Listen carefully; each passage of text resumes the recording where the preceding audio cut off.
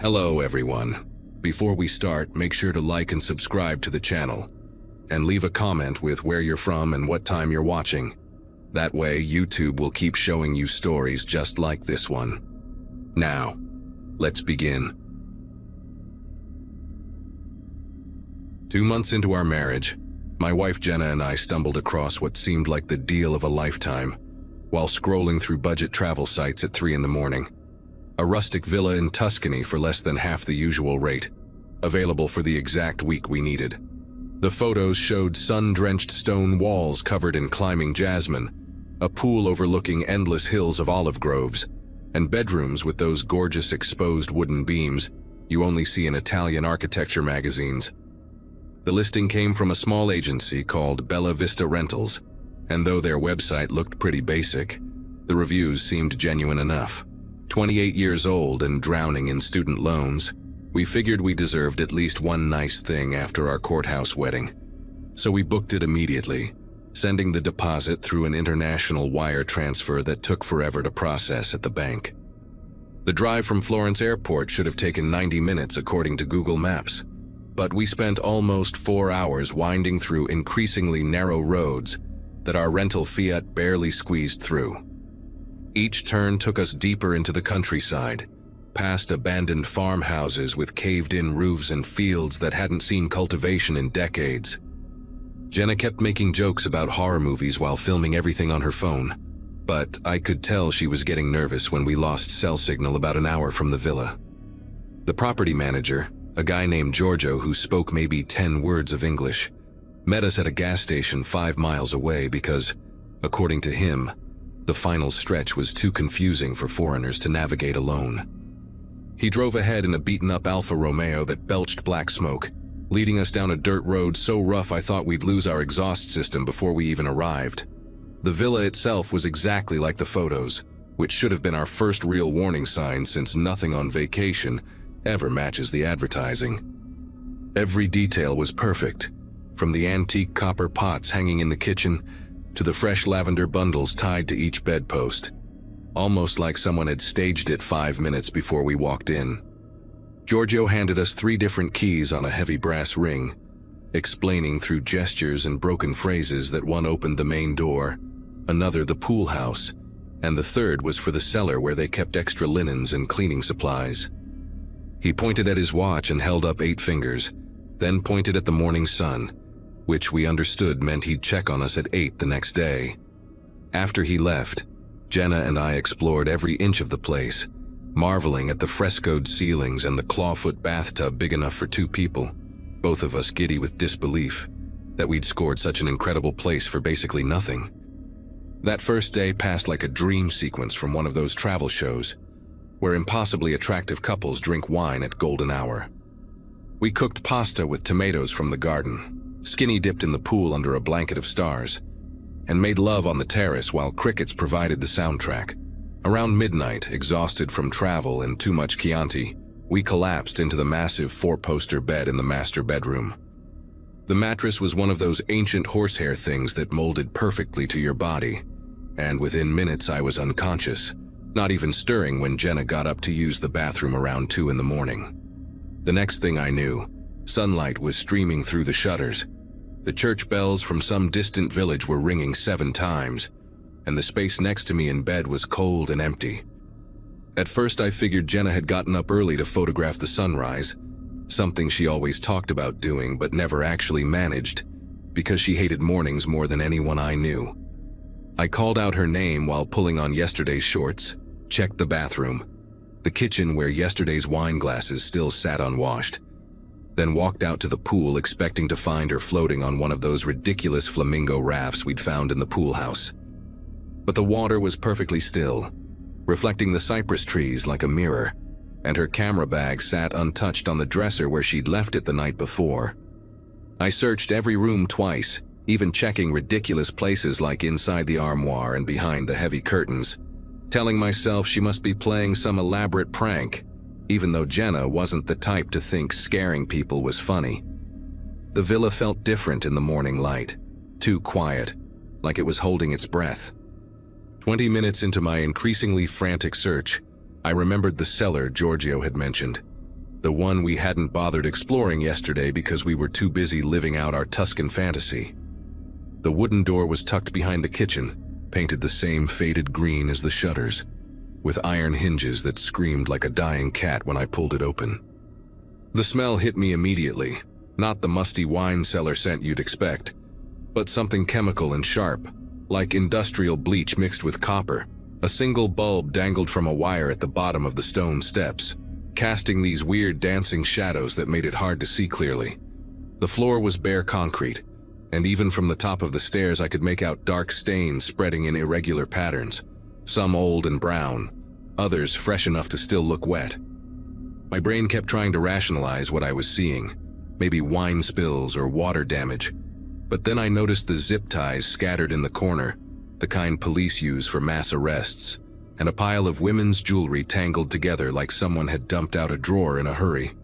I stumbled back up those stairs so fast I cracked my shin on the stone edge, leaving a gash that bled through my shorts, but I didn't even feel it until later.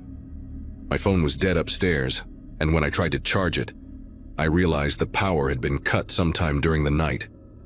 The landline in the kitchen, an old rotary thing we'd laughed about yesterday, had no dial tone. Even the Wi-Fi router, which had worked perfectly for Instagram posts the day before, was dark and unplugged, the cable severed clean through with what must have been wire cutters. I ran outside yelling Jenna's name until my throat went raw, but the hills just swallowed the sound, and I remembered we hadn't seen another house for miles on the drive in. The Fiat was still parked where we'd left it, but when I turned the key, nothing happened. Not even the clicking sound of a dead battery. Someone had removed the starter cable during the night while we slept in that too-perfect bedroom. Giorgio wasn't supposed to arrive until 8, but I kept checking my dead phone like it would magically tell me the time. The sun seemed frozen in place, and every sound from the woods made me jump, expecting either Jenna or whoever had taken her to emerge from the trees.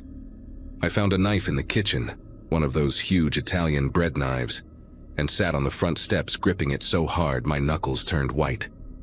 Birds kept singing like nothing was wrong, and the automatic sprinklers turned on at what must have been 7:30, spraying the garden in perfect arcs while my wife was somewhere being held by people who staged vacation rentals to trap tourists.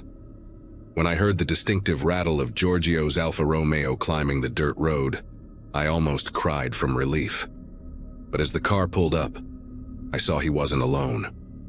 2 other men sat in the back, both wearing the kind of clothes you'd expect on construction workers, and none of them looked surprised to see me standing there covered in blood from my shin, holding a knife, and absolutely losing my mind.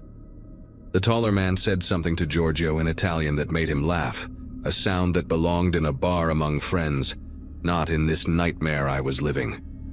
They approached slowly, hands visible and empty, like you'd approach a spooked horse, and Giorgio kept repeating, "Tranquillo, tranquillo," which I knew meant calm down.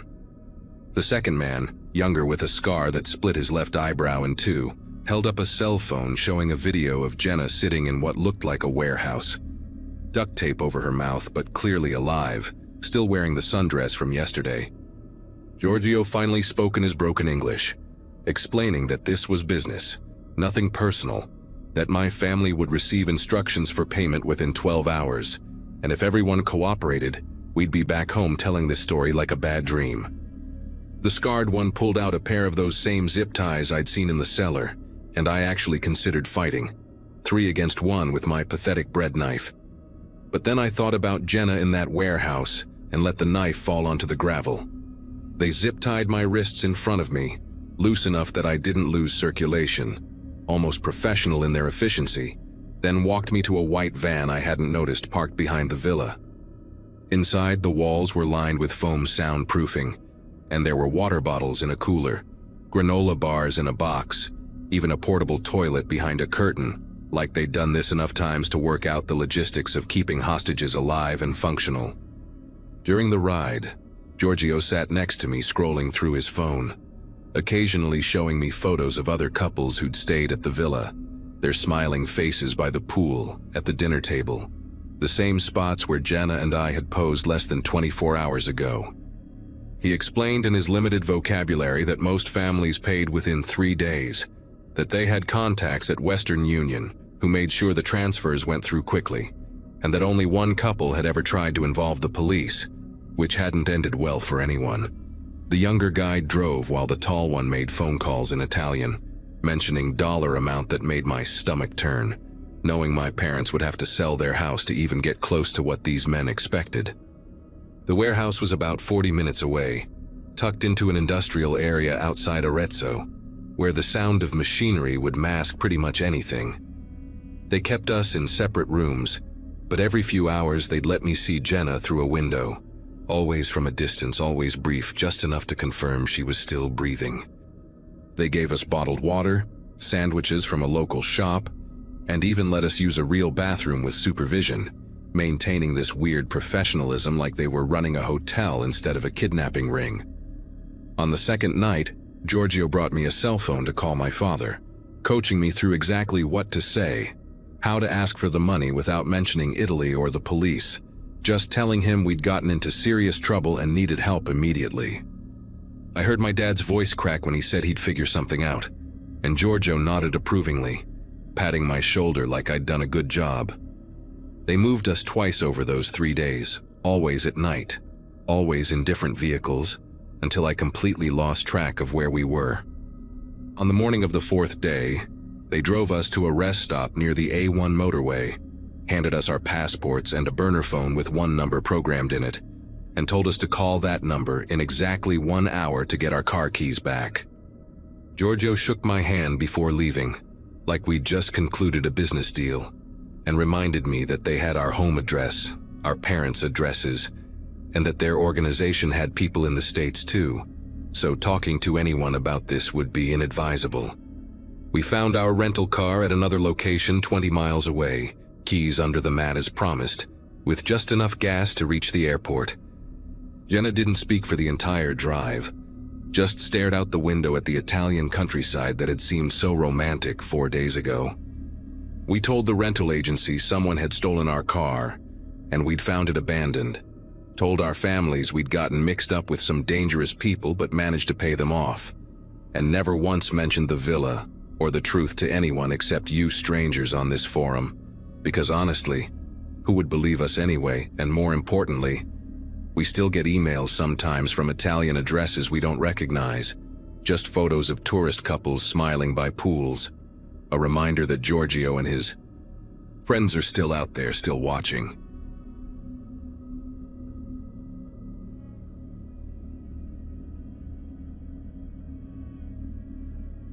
The turquoise water looked exactly like the photos when we arrived at Isla Solitaria, this exclusive eco-resort that my wife Natalie and I had saved 3 years to afford. We'd been together since college, and after all those years of cheap dates and ramen dinners, we thought we'd found paradise on this tiny private island, about 40 miles off the coast of Belize. The place only hosted 12 couples at a time, and the owner, this silver-haired British guy named Cromwell, personally greeted each guest at the dock with fresh coconut water and a rehearsed speech about sustainable tourism. Everything felt perfect that first afternoon. The thatched roof bungalows, the infinity pool overlooking the reef, the way the staff remembered your name after hearing it just once. We spent the evening chatting with other couples over rum cocktails, everyone sharing their wedding stories and travel plans, completely unaware that within 24 hours, we'd be fighting for our lives. That first night, the storm hit around midnight with a violence I'd never experienced before, even growing up in hurricane country. The wind sounded like freight trains colliding, and the rain hammered our bungalow's roof so hard that Natalie and I had to shout to hear each other from 3 feet away. The power flickered out around 2 in the morning, and we huddled together in the suffocating darkness, listening to palm trees snapping like matchsticks outside. When dawn finally came, the island looked like a war zone. Debris everywhere, the beach reshaped, several structures damaged beyond recognition. But what really made my chest tighten was the silence from the other bungalows. We could see 8 of them from our doorway, and not a single person was visible. No voices carrying across the humid morning air. No movement except for the resort staff who were already out with wheelbarrows and machetes, cleaning up like nothing unusual had happened. Natalie grabbed my arm when we walked toward the main lodge for breakfast, her fingernails digging into my skin as she pointed at the Johnsons' bungalow, the retired couple from Minnesota we'd played cards with the night before. Their door hung wide open, the white curtains flapping like surrender flags in the breeze, and their suitcases were still stacked neatly by the bed, visible from where we stood on the sandy path. The lodge itself felt wrong the moment we entered. Only 3 tables had settings, despite 12 couples supposedly being on the island, and the usually chatty waitstaff moved around us in complete silence, avoiding eye contact like we were contagious. Cromwell appeared from his office, his linen shirt impossibly crisp despite the humidity, and announced that the morning boat to the mainland had been postponed due to dangerous conditions in the channel, though the sky was cloudless and the ocean looked calmer than a lake. We tried talking to the only other couple at breakfast, honeymooners from Canada whose names I never caught, but they kept glancing at the kitchen door every few seconds, their eggs untouched on their plates. The wife leaned across her table and whispered that she'd heard screaming during the storm, not wind but actual human screaming, and that their neighbors in Bungalow 6 had vanished along with their belongings, like they'd never existed at all. Her husband quickly hushed her when a waiter approached, but I noticed how his knuckles went white gripping his coffee mug, and how he flinched when Cromwell walked past our table with that practiced smile of his. Natalie and I decided to head back to our bungalow to pack. Something about the atmosphere made us both want to leave immediately, storm damage or not. But when we got there, our door was locked from the inside, and we could hear someone moving around in our room, opening drawers and shuffling through our things. The maintenance guy who opened our door for us, this weathered local named Baptiste with a scar running from his left ear to his collarbone, kept apologizing in broken English about confusion with cleaning schedule, while his eyes darted everywhere except our faces. Inside, our passports had been moved from the safe to the nightstand, spread open to the photo pages, and Natalie's jewelry box was sitting on the bathroom counter when she'd specifically left it buried in her suitcase. Baptiste hurried away before we could ask more questions, practically jogging down the beach path, and that's when I noticed all the staff members were wearing these identical silver medical bracelets I hadn't seen the day before, each one engraved with numbers instead of names. We started packing frantically, throwing clothes into bags without folding them, and I tried calling the mainland ferry service using the room phone, but the line just rang and rang, until eventually a recorded message in Spanish said the number was no longer in service. Natalie was zipping up her suitcase when we heard the Canadian woman screaming from somewhere near the pool area. Not a startled scream, but the kind that comes from pure terror, raw and desperate. We ran outside to find her standing alone by the pool bar, hyperventilating and pointing at the storage shed behind the kitchen, where her husband had gone to look for their missing snorkeling gear 10 minutes earlier. The shed door was padlocked now, and through the gap underneath, a dark puddle was spreading across the white sand, too thick to be water, too red to be anything but blood. Cromwell materialized beside us with 2 large staff members, island guys built like NFL linebackers, and calmly explained that her husband had unfortunately injured himself on some storm debris and was being treated in the medical facility on the other side of the island, though nobody remembered seeing any medical facility during yesterday's welcome tour. The Canadian woman kept screaming that she wanted to see her husband, begging Cromwell to take her to this supposed medical facility, but he just smiled that empty smile and had his men escort her away, supposedly to reunite her with her spouse. Natalie and I exchanged a look that said everything. We needed to get off this island immediately, boats or no boats. We rushed back to grab our bags and head for the dock, but the path was blocked by Baptiste and 3 other workers carrying metal coolers, the expensive medical kind with biohazard symbols, loading them onto a golf cart with practiced efficiency. When Baptiste saw us, he dropped his cooler, and it popped open for just a second, long enough for me to glimpse clear bags filled with ice and something dark red and organic looking, before he slammed it shut and started shouting at us in Creole to go back to our room, that it wasn't safe to wander around. We turned and ran the opposite direction, toward the dense jungle interior, where we'd seen a maintenance trail during yesterday's nature walk, figuring we could circle around to the dock from the other side. The path was barely visible under the storm debris, and we had to climb over fallen trees and wade through pools of muddy water that came up to our knees, all while hearing voices behind us getting closer, Cromwell's British accent mixing with rapid-fire Creole. About half a mile in, we stumbled into a clearing that shouldn't have existed, filled with medical equipment that looked like it belonged in a surgical suite. IV stands, monitors, those bright overhead lights surgeons use, all protected under military-style camouflage netting. There were gurneys arranged in rows, some still with dark stains on the white sheets, and a generator humming in the corner next to refrigeration units identical to the coolers we'd seen, their temperature displays glowing red in the jungle shade. Before we could process what we were seeing, Natalie grabbed a clipboard hanging from one of the gurneys, and her face went completely pale as she read it out loud. It was a medical chart with the Johnson woman's name at the top, listing her blood type, tissue compatibility markers, and a detailed diagram of kidneys with harvest times noted in neat handwriting. The chart underneath had the Canadian man's information, check marks next to liver and corneas, with processing complete stamped across the bottom in red ink. That's when we heard the boat engine starting up at the dock. Not the resort's usual shuttle, but something bigger, more powerful. And Cromwell's voice carrying through the trees, telling someone on a radio that they had 2 more matches for the Mumbai buyer, and to prep the facility immediately. We dropped everything and ran harder than I've ever run in my life, crashing through vines and branches, not caring about the cuts and scrapes, just needing to reach that dock before the boat left us stranded with these monsters. The jungle opened up suddenly and we burst onto the beach about 200 yards from the dock, where a sleek speedboat was being loaded with those same medical coolers by men in surgical scrubs. Natalie spotted a small motorboat tied up on the far side of the dock, partially hidden behind the dive shop, probably used by staff for supply runs to nearby islands. We stayed low, using the storm-scattered palm fronds and debris as cover, creeping along the tree line while the loading crew focused on their grim cargo.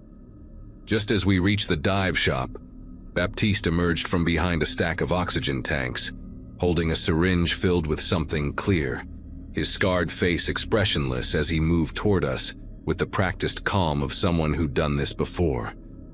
Natalie swung her beach bag at Baptiste's head with everything she had, connecting with a sick thud that sent him stumbling backward into the tanks, the syringe flying from his hand into the sand. We didn't wait to see if he got up. We sprinted for the small boat, fumbling with the mooring ropes while shouts erupted from the main dock, Cromwell's British accent cutting through the chaos, ordering his men to stop us at any cost. The engine took 3 pulls to start, coughing black smoke before finally roaring to life, and we shot away from the dock just as 2 men reached the spot where we'd been standing, one of them diving into the water after us but quickly giving up as we gained distance. Behind us, the island grew smaller, that paradise facade hiding its nightmare reality, and Natalie steered us toward a fishing boat we could see on the horizon while I kept watch for any pursuit, my heart hammering so hard I thought it might explode. The fisherman who picked us up spoke limited English but understood enough when we kept repeating police and emergency, and they radioed the Belize Coast Guard while racing us toward the mainland at full speed. It took 3 days of giving statements, identifying photos of missing tourists from across the Caribbean, and working with international investigators before they raided Isla Solitaria, finding the surgical facility still intact but the staff long gone. Cromwell vanished like smoke. They recovered evidence of at least 40 victims over 2 years, mostly young healthy couples who'd won discount packages to the resort or booked through specific travel sites that turned out to be fronts. We testified via video link at several trials, helped shut down 3 connected operations in Central America, and still wake up sometimes thinking we're back in that bungalow, hearing footsteps on the sand outside. The investigator told us we were lucky. Most couples who checked into places like Isla Solitaria never checked out at all, just became names on missing persons reports that nobody ever solved. Their organs sold to the highest bidder, while their families wondered why they stopped answering emails from paradise.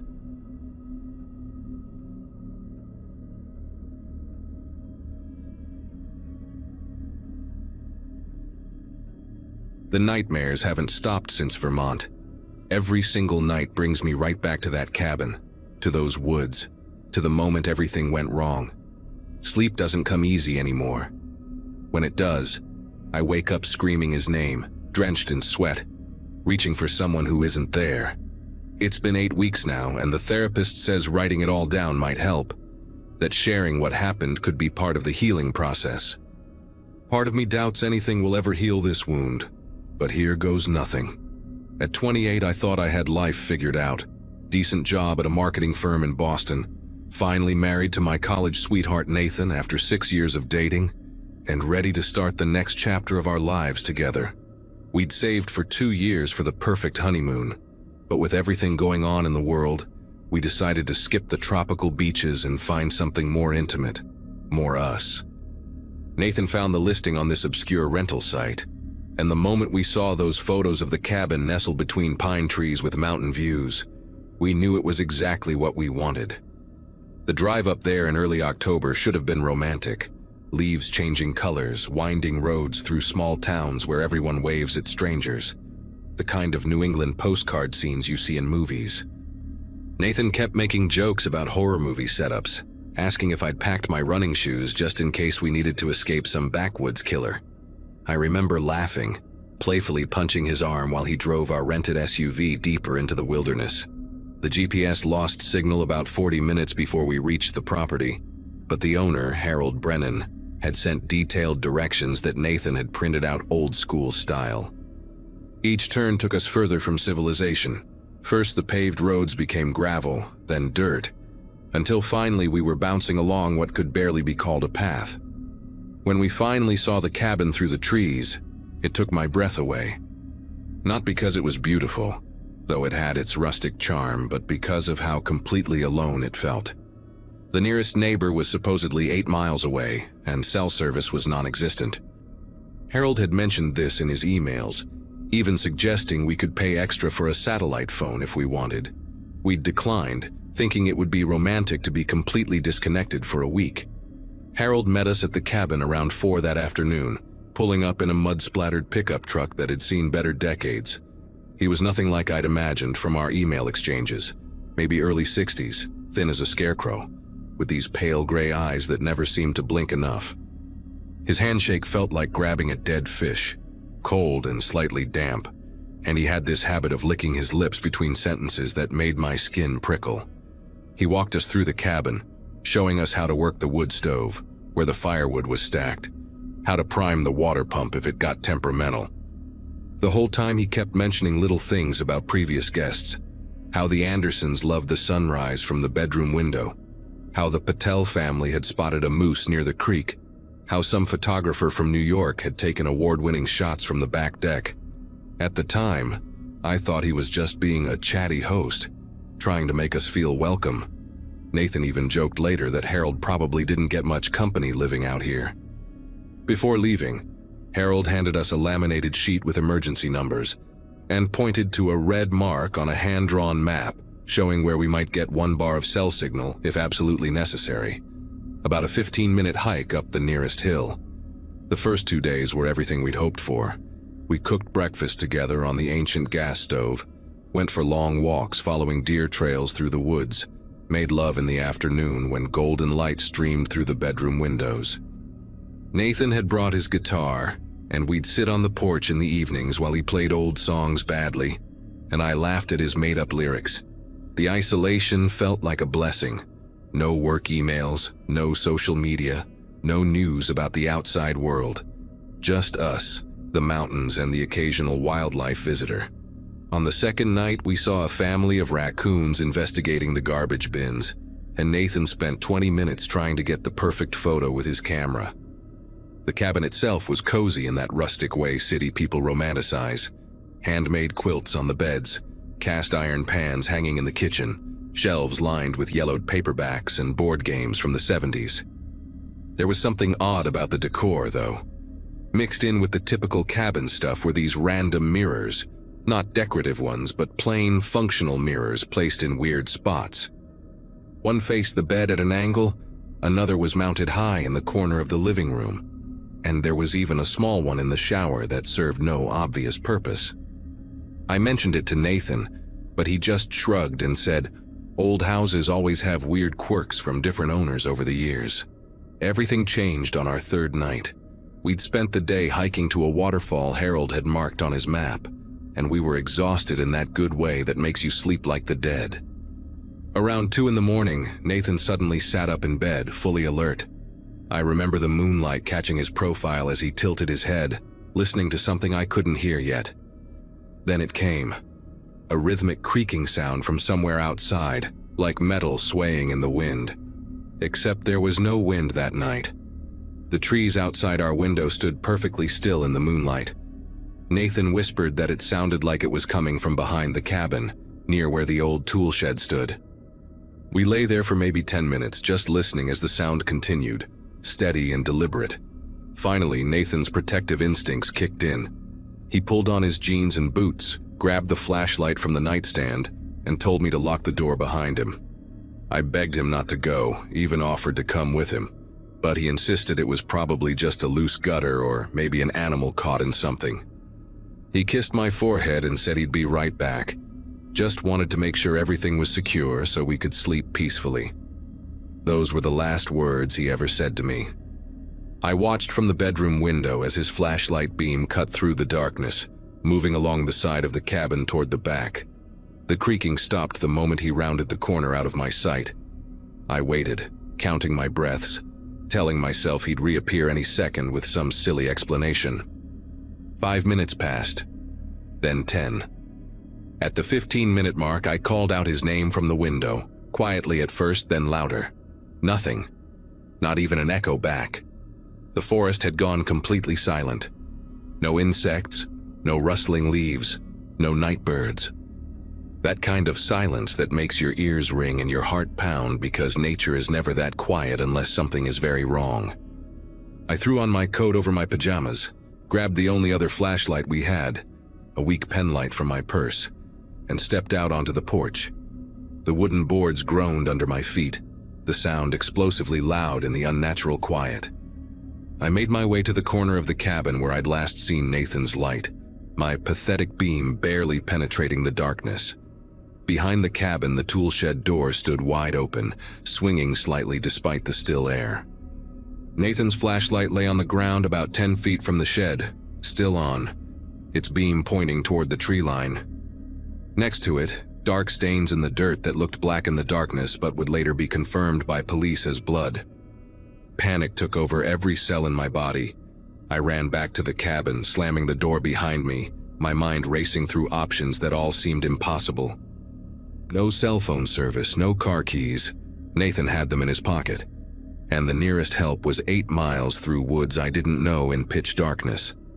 I remembered Harold's map with the cell signal spot and grabbed it with shaking fingers.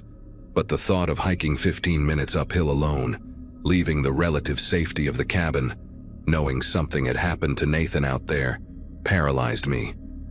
I did the only thing I could think of. I barricaded myself in the bedroom, pushing the heavy dresser against the door, and sat on the bed clutching a kitchen knife, waiting for dawn. Every sound made me jump. The settling of wood, the hum of the old refrigerator, a branch scraping the roof. I called Nathan's name every few minutes, hoping against hope he'd answer, that he'd stumble back injured but alive. The hours until sunrise felt like days. When the first gray light finally filtered through the trees, I forced myself to venture out again. The blood trail led from where the flashlight lay toward the woods, disappearing into the undergrowth about 20 yards in. There were drag marks in the dirt, 2 parallel grooves like something heavy had been pulled. Nathan's wedding ring, the one we'd picked out together just 3 months ago, lay in the dirt near the tree line, and seeing it there broke something inside me. The hike to get cell signal was the longest 15 minutes of my life. Every shadow could be whoever took Nathan. Every sound might be footsteps following me. When I finally got 1 bar of signal, my fingers could barely work the phone to dial 911. The state police arrived within an hour, followed by search and rescue teams with dogs. They treated me like I might be a suspect at first, asking the same questions over and over until I could barely speak through my sobs. The dogs picked up Nathan's scent immediately, following it deep into the woods before losing it at a creek about half a mile from the cabin. That's when one of the younger officers, sweeping the area with fresh eyes, noticed something odd about a tree near the tool shed. There was a small device attached to the trunk about 12 feet up, painted to match the bark. A camera. Once they found the first one, they found dozens more, in trees under the eaves of the cabin, hidden in birdhouses everywhere. The technical team they brought in said it was a sophisticated setup, all wirelessly connected, all with night vision capability. Inside the cabin, what I'd thought were oddly placed mirrors turned out to be two-way glass with more cameras behind them. The bedroom, the bathroom, the living room. Every inch of that cabin had been under surveillance. The investigation moved fast after that. Within hours, they'd traced the camera feeds to a server farm in Harold's basement, not his main house, but a property he owned about 3 miles away. The FBI got involved when they discovered the scope of what he'd been doing. For 11 years, Harold had been running a subscription website on the dark web, where people could pay to watch unsuspecting guests at his 3 rental properties in real time. The Vermont cabin was his most popular stream, apparently, because of its isolation. Subscribers could even pay extra to make requests, to vote on which couples to target for special experiences. They found chat logs where viewers discussed intimate moments they'd watched, rating guests like they were performers, sharing screenshots, making predictions about relationships. One regular viewer, username BearHunter47, had paid Harold $20,000 for what he called an interaction package the week we were there. The police showed me his messages, and I had to run to the bathroom to throw up. He'd been watching us since we arrived, commenting on everything from what I wore to bed, to how Nathan liked his coffee. He'd specifically requested that Harold create a situation to separate us on our 3rd night.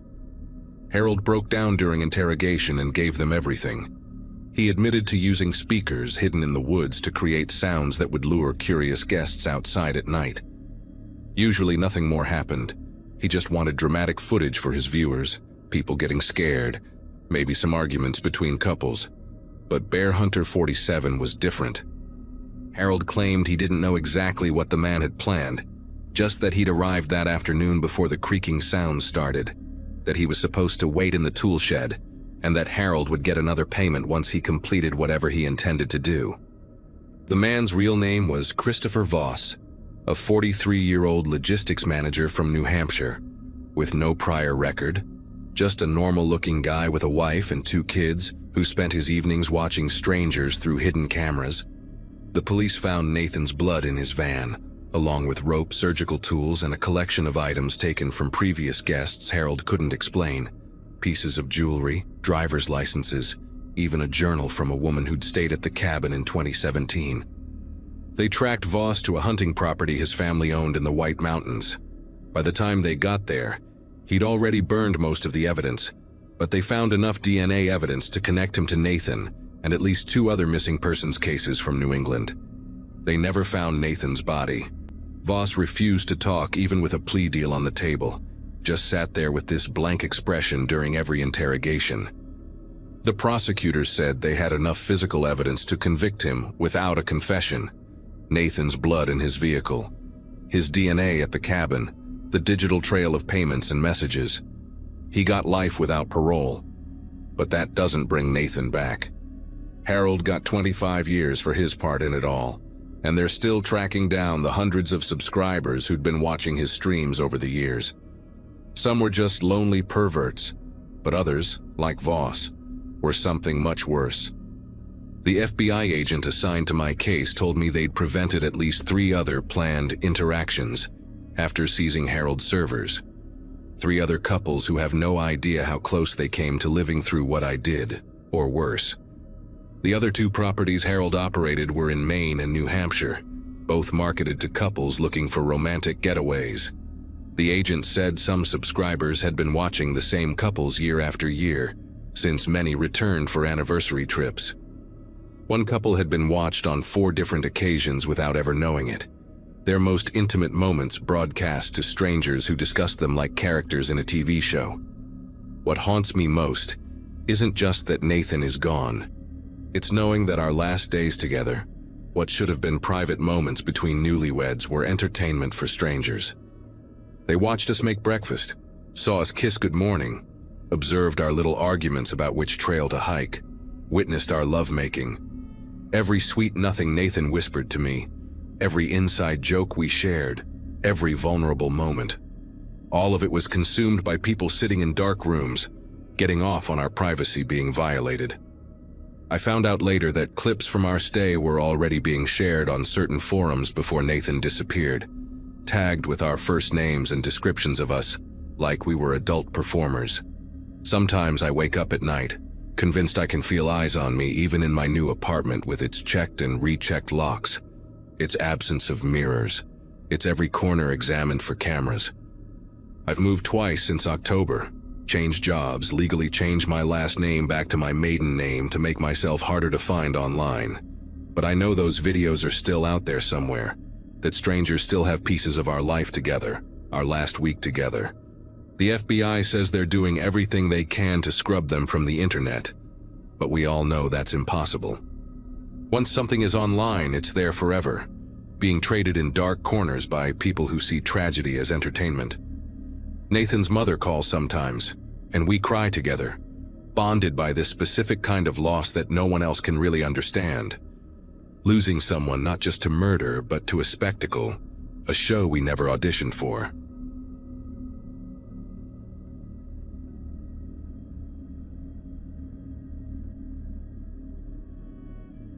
Northern Michigan gets empty after Labor Day, which is exactly why Melissa and I decided to book a lakefront cottage for our 5th anniversary in early September. My wife had been working double shifts doing medical transcription all summer, and between that and my online teaching gig, we desperately needed to disconnect from everything. A colleague mentioned this booking site where owners dump their properties for cheap when they get last-minute cancellations, and that's how we found the place, a 2-bedroom cottage with its own dock, surrounded by pine forest, going for less than what we'd normally pay for a motel room. 5 years of marriage and approaching 30 had taught us both to recognize a good deal when we saw one, even if the photos looked a bit dated and the reviews were strangely sparse. We packed our Honda Accord with enough groceries for a week, threw in our swimming gear and some books we'd been meaning to read, and drove 6 hours north from Chicago through increasingly desolate stretches of highway. The GPS lost signal twice in the final hour, leaving us to navigate by a hand-drawn map the owner had emailed, complete with landmarks like Big Dead Oak and rusted blue mailbox. When we finally pulled into the gravel driveway that Thursday afternoon, the isolation hit us immediately. Nothing but trees, water, and silence. The cottage had that distinct character of a place frozen somewhere around 1987. Wood paneling on every wall, a stone fireplace that looked like it hadn't been cleaned since Reagan was president, and kitchen appliances in various shades of harvest gold and avocado green. While Melissa tested the squeaky bed and unpacked our clothes into a dresser that smelled like mothballs and cedar, I wandered the property to get our bearings. The dock stretched about 20 feet into the lake, solid despite its weathered appearance, with an aluminum rowboat tied to the end, and a ladder descending into water so dark it looked like oil. Behind the cottage stood a padlocked shed, with a handwritten "Keep Out" sign that the owner had emphasized 3 times in his emails, though curiosity made me peer through a gap in the boards to see nothing but shadows and what looked like old furniture covered in tarps. The opposite shore of the lake lay maybe 300 yards away, just a thick wall of trees with no visible structures, no docks, no signs of life at all. That first evening passed like something from a movie about happy couples. We grilled burgers on the rusty charcoal barbecue, shared a bottle of wine while dangling our feet off the dock, and watched the sun sink behind the pines. Later, around 10:30, when I stepped outside to bring in our forgotten wine glasses, a pinprick of light caught my attention across the water, moving slowly between the trees on the far shore. Too steady and purposeful to be a firefly, too deliberate to be someone just out for a casual walk. Friday started with the kind of peaceful morning you only get at places like this. Loons calling across the water, mist rising off the lake like something supernatural, and Melissa making pancakes while wearing my old college sweatshirt. We spent the day doing absolutely nothing productive, alternating between reading on the dock, taking the rowboat out to the middle of the lake, and napping in the hammock strung between two massive pines. The water was colder than expected for September, but clean enough that you could see your feet, even when you were chest deep, and we found a family of painted turtles sunning themselves on a half-submerged log near the shore. Around dinner time, while I was starting the grill for our fish dinner, Melissa called me over to the living room window with a strange expression on her face. She pointed across the lake where someone was standing at the tree line, barely visible in the fading light, just a dark figure against the darker forest. We watched for maybe 5 minutes, debating whether to wave or ignore them, when the person raised what looked like binoculars to their face, pointed directly at our cottage. The moment I raised my hand in an awkward greeting, they stepped backward into the trees and vanished, leaving us both with that uncomfortable feeling you get when you realize you've been watched without knowing for how long. That night, we tried to laugh it off over dinner, making jokes about creepy locals and city folks who didn't understand rural curiosity, but neither of us felt quite as relaxed as we had the night before. Melissa suggested we close all the curtains, something we hadn't bothered with the first night since there was supposedly no one around to see inside anyway, and I found myself double-checking that all the doors were locked before we went to bed. Around 2 in the morning, I woke up needing the bathroom and noticed a soft glow coming through a gap in the bedroom curtains. At first, I thought it might be moonlight reflecting off the water, but when I carefully peeled back the fabric to peek outside, there was that flashlight again, scanning slowly back and forth across our cottage from the opposite shore. This time, though, the light would pause whenever it hit a window, lingering for several seconds as if the person holding it was trying to see inside, studying our place room by room. I watched, fascinated and disturbed in equal measure, as the beam methodically examined our rental, stopping longest at the bedroom window where I was standing, and I could swear that even across all that dark water, whoever was holding that light knew I was watching them watch us. Saturday morning brought an argument, the first real one we'd had in months, with Melissa insisting we should pack up and leave while I kept saying we were overreacting to what was probably just some local weirdo with boundary issues. She reminded me about the drastically reduced price, the sparse reviews, the way the owner had been so eager to confirm our booking within minutes of my inquiry, details that suddenly seemed less like good fortune and more like warning signs we'd chosen to ignore. But pride and stubbornness won out. I'd spent good money on this trip, planned it for months, and I wasn't going to let some creep with a flashlight ruin our anniversary. We compromised by agreeing to spend the day away from the cottage, driving 40 minutes to the nearest town where we ate lunch at a diner full of mounted deer heads and locals who stared at us like we'd grown extra limbs. The teenage waitress, after hearing we were staying at the old Carlson place by the lake, gave us this look that was equal parts pity and surprise, then quickly busied herself refilling our already full coffee cups. On the drive back, Melissa stayed quiet, scrolling through her phone trying to find any information about our rental, any reviews that might explain what we were dealing with. But the listing had somehow vanished from the booking site entirely. We got back to the cottage around 5, and the first thing I noticed was that the padlock on the shed was hanging open, the door slightly ajar despite the owner's explicit instructions to stay out. My first thought was that maybe he'd come by to check on something while we were gone, but there was no note, no missed calls, nothing to indicate anyone had been there legitimately. Against Melissa's protests, I walked over and pushed the door open wider, using my phone's flashlight to pierce the musty darkness inside. The shed was packed with the expected junk, moldy life jackets, broken fishing rods, stacks of waterlogged newspapers from the 90s. But along the back wall stood something that made no sense at all. A neat row of at least a dozen flashlights of varying sizes, all clean and modern looking, arranged on a shelf like some kind of collection. Below them, thumbtacked to the wall, were what looked like printed screenshots from rental listing sites, showing different photos of our cottage across different seasons, each with different titles and descriptions, like someone had been creating and deleting listings over and over again. The real gut punch came when I noticed the dates on some of the printouts. Bookings going back 2 years, all for roughly week-long stays, all with different names highlighted in yellow marker. Melissa was already throwing clothes into our bags when I got back to the cottage, her face pale and her jaw set in that way that meant discussion was pointless. I started to tell her about the shed, but she cut me off, holding up her phone to show me something she'd found buried in a local Facebook group. A post from the previous summer, where someone asked if anyone else had experienced weird stuff at a lake rental in our area.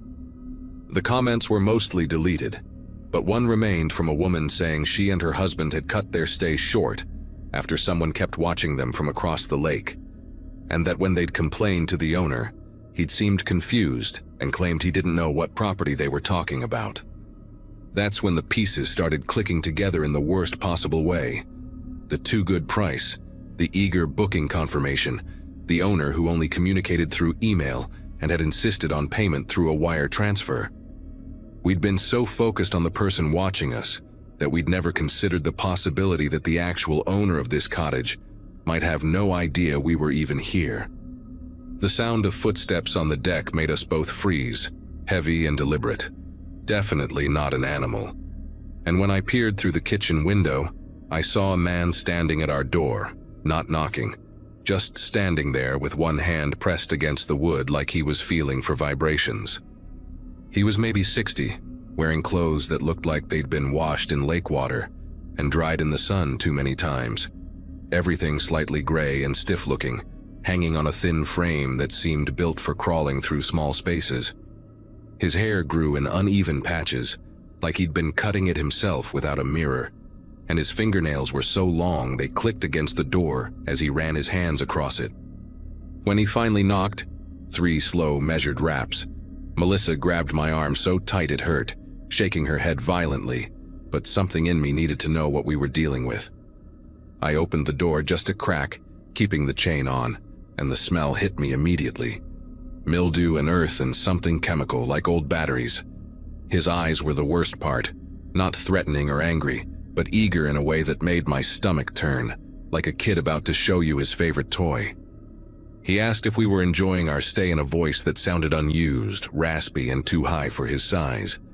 And when I demanded to know who he was, he just smiled and said he was the one who'd been making sure we were safe at night, keeping watch from across the lake, making sure nobody bothered us. The flashlight hanging from his belt was one of those expensive tactical models, the lens still dirty with fingerprints from being held against windows. Before I could respond, he pushed something through the crack in the door, a stack of Polaroid photos that scattered across the floor when I instinctively stepped back. They were all of us, Melissa and me, taken from across the lake with what must have been a telephoto lens or high-powered scope, showing us through the windows at different times over the past 2 days.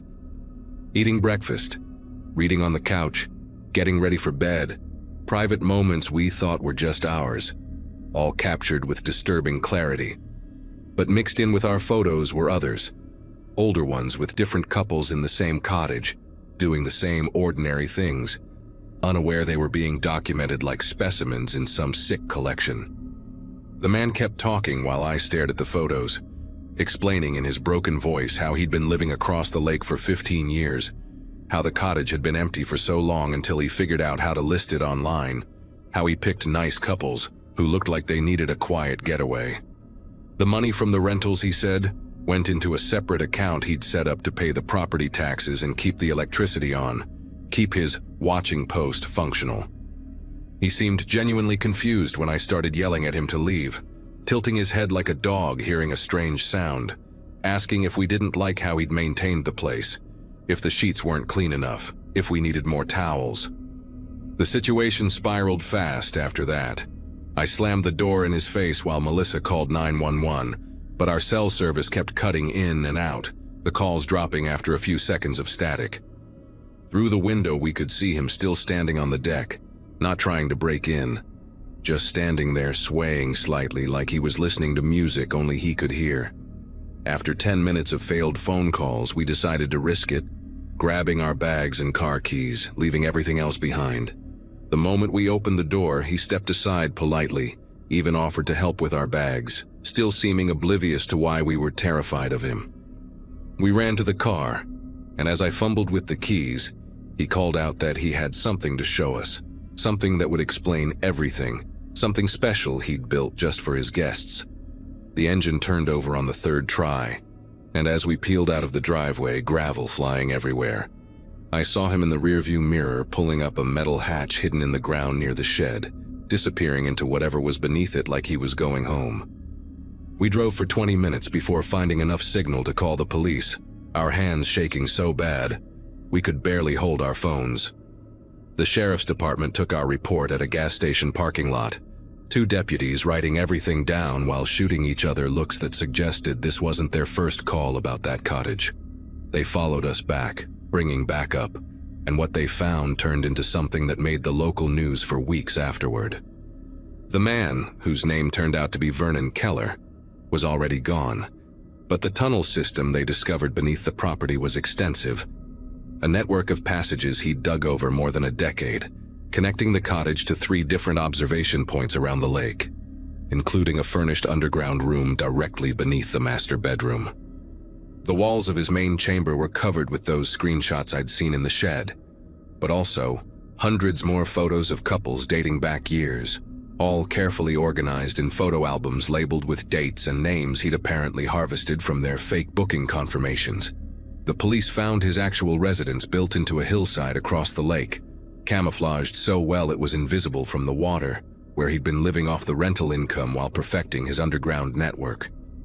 They said he'd been a mining engineer before some kind of breakdown in his 50s, which explained how he'd managed to construct such an elaborate system without it collapsing, complete with ventilation shafts hidden in tree stumps and waterproof lighting powered by cables he'd spliced from the cottage's electrical system. Vernon turned himself in 3 days later at a hospital in Wisconsin, dehydrated and rambling about how he just wanted to take care of people, to watch over them, to make sure couples were happy during their special time away. The detective who called us with the update said Vernon genuinely couldn't understand why what he'd done was wrong, kept insisting he'd never hurt anyone, never even entered the cottage while it was occupied, just watched to make sure everyone was safe and enjoying themselves. The real owners of the cottage, an elderly couple from Indiana who hadn't visited in 5 years, were horrified to learn their property had been turned into Vernon's personal human terrarium. They found our contact information along with 17 other couples who'd been scammed the same way, all of us thinking we'd gotten a great deal on a romantic getaway. The tunnel system has been filled in now, the cottage demolished, but sometimes I still dream about that moment, when I looked through our bedroom curtain and saw that flashlight searching our windows, knowing now that he wasn't across the lake at all, but possibly right beneath us, watching through some gap we never knew existed. Melissa and I are still together, stronger maybe because of what we went through, but we don't take remote vacations anymore, and she still checks under beds in perfectly normal hotel rooms, looking for holes that probably aren't there.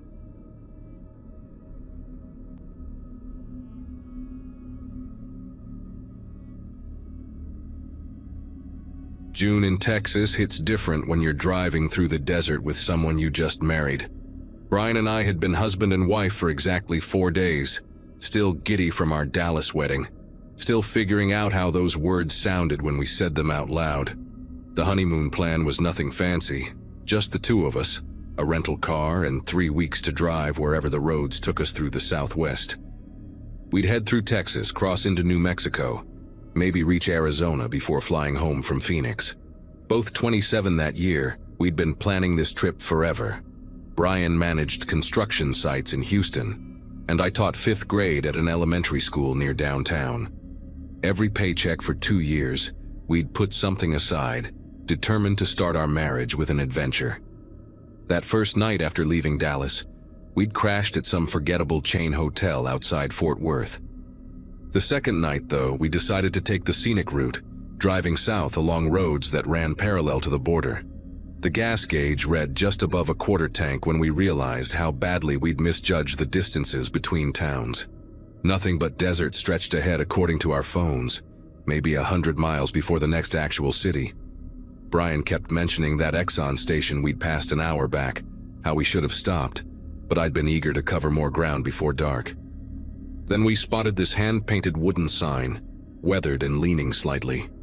Desert Rose Inn, 2 miles, with an arrow pointing down a dirt road that branched off the main highway.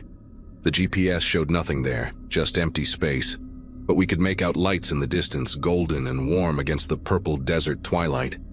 Brian gave me this look, half worried, half curious, and turned the wheel without either of us discussing it. The dirt road was brutal, full of holes that made our sedan bottom out twice, dust coating everything. But eventually we pulled up to this old adobe-style building with a flickering neon vacancy sign. The place looked straight out of those old Western movies my dad used to watch, complete with wooden porch beams and actual swinging doors that led into what appeared to be the main office. A woman emerged before we'd even turned off the engine, like she'd been watching for us. Maybe 50, with graying hair pulled back in this impossibly tight bun, and wearing a floral apron over jeans and a checkered shirt. She had this way of smiling that made all her teeth show at once, waving at us with both hands like we were long-lost relatives finally come home. Behind her stood a younger man, probably early 30s, with arms thick as tree trunks and a beard that reached his chest. He didn't wave, just nodded once when our eyes met through the windshield. The woman practically bounced over to Brian's window, tapping on it with her knuckles before he'd even unbuckled his seatbelt. "Welcome, welcome, you two look exhausted. Come in, we've got the best room ready, always do for honeymooners." She said this before we'd mentioned anything about being newly married, but I figured maybe the just married soap writing on our back window gave it away, even though we'd tried to wash most of it off back in Dallas. The lobby, if you could call it that, was cramped but weirdly homey. Lots of old photographs covered every wall, all in mismatched frames. Pictures of families, cowboys, women in long dresses standing in front of the very building we'd just entered. A ceiling fan wobbled overhead, making this rhythmic clicking sound with each rotation. The younger man had followed us in, introduced himself as Thomas, said his mother Rosa owned the place, been in their family for 4 generations. Rosa bustled around behind a wooden counter that looked handmade, pulling out this ancient guest book, the kind with actual pages instead of a computer system. While Brian signed us in, she kept talking, mentioning how they rarely got guests anymore since the new highway was built 10 years ago. How lucky we were. They had a room available. How her daughter would be thrilled to have someone to cook for tonight. That should have been my first real warning. The place had a vacancy sign, but she acted like we were some massive stroke of luck for them. Tomas carried our suitcases without asking, just grabbed them from Brian and headed down a narrow hallway that smelled like old cedar and something else. Something chemical I couldn't place. Our room was at the very end of the hallway, past 3 other doors that were all closed tight. Tomas unlocked it with an actual skeleton key, the kind you see in antique shops, and pushed the door open with his shoulder like it was stuck. The room itself was bigger than I expected, with a king-sized bed covered in this bright orange bedspread with geometric patterns that hurt to look at for too long. Everything seemed clean enough, but old. The furniture all dark wood with scratches and water rings, a box television from the 80s sitting on a dresser, thick curtains that blocked out any view of outside. Rosa appeared in the doorway while we were still looking around, announcing that dinner would be served in 20 minutes in the main house, that we simply had to try her daughter Carmen's enchiladas, the best in 3 counties. Brian tried to say we were tired. Maybe we'd just turn in early, but Rosa's face did this thing where her smile stayed exactly the same, but her eyes went hard. "Nonsense. You need to eat. Growing boys need their strength." She patted Brian's arm with more force than seemed necessary, then swept out of the room before we could argue more. We whispered about leaving right then, just getting back in the car and driving until we found somewhere else, anywhere else. But the tank was low. We didn't know how far the next gas station was, and honestly, we felt stupid for being paranoid about what was probably just an overly friendly family running a struggling business. The dining room was attached to the main building through a covered walkway that creaked with every step. Only 1 table was set, with actual cloth napkins and everything, candles already lit even though it wasn't fully dark yet. Carmen looked nothing like Rosa or Tomas, blonde where they were dark, skinny where they were broad, maybe 19 or 20, with nervous eyes that kept flicking toward the kitchen door. She served us plates piled high with food, enchiladas drowning in green sauce, rice, beans, some kind of meat I couldn't identify. Rosa sat at the head of the table, watching us eat, asking about our families, our jobs, our plans for children. Tomas stood by the door, not eating, just standing there with his arms crossed. The food tasted fine, good even, but there was so much of it, and Rosa kept insisting we finish everything, kept refilling our water glasses before they were even half empty. By the time we got back to our room, I could barely keep my eyes open. Brian was swaying on his feet, mumbling something about how he'd only had one beer with dinner, but felt like he'd drank a whole six-pack. We collapsed on that ugly orange bedspread without even changing clothes, just kicked off our shoes and passed out. The last thing I remember was hearing voices outside our window, speaking Spanish mixed with English, and the sound of a truck engine starting up. Then nothing, just this deep, heavy blackness that pulled me under completely. When I started coming back to consciousness, everything was wrong. The bed felt different, smaller, and the orange bedspread was gone, replaced by some rough gray blanket that smelled like mothballs and sweat. My mouth tasted like copper, and my head pounded so hard I could hear my own pulse in my ears. The room was different too. Concrete walls instead of wood paneling. No windows at all, just a single bare bulb hanging from the ceiling. Brian wasn't there. I called his name, tried to sit up, but my arms and legs felt like they weighed 1,000 pounds each. The door, not the wooden one from our room, but a metal one with a slot at the bottom, was locked from the outside. I pounded on it until my fists went numb, screamed until my throat went raw, but nobody came. Hours passed, maybe days, hard to tell without windows. Sometimes I'd hear footsteps outside, voices speaking in Spanish, occasional laughter that sounded nothing like Rosa's friendly chuckle from that dinner. They'd slide water bottles and packages of crackers under the door slot, never opening it fully, never responding when I begged them to tell me where Brian was, what they'd done with him. The concrete walls had marks on them, scratches like someone had been counting days, and in one corner someone had carved, "Help me," in jagged letters. My wedding ring was gone, my phone was gone, my purse with our cash and cards. Everything gone except the clothes I'd fallen asleep in. The worst part was the not knowing. Was Brian in another room like this one? Was he looking for me?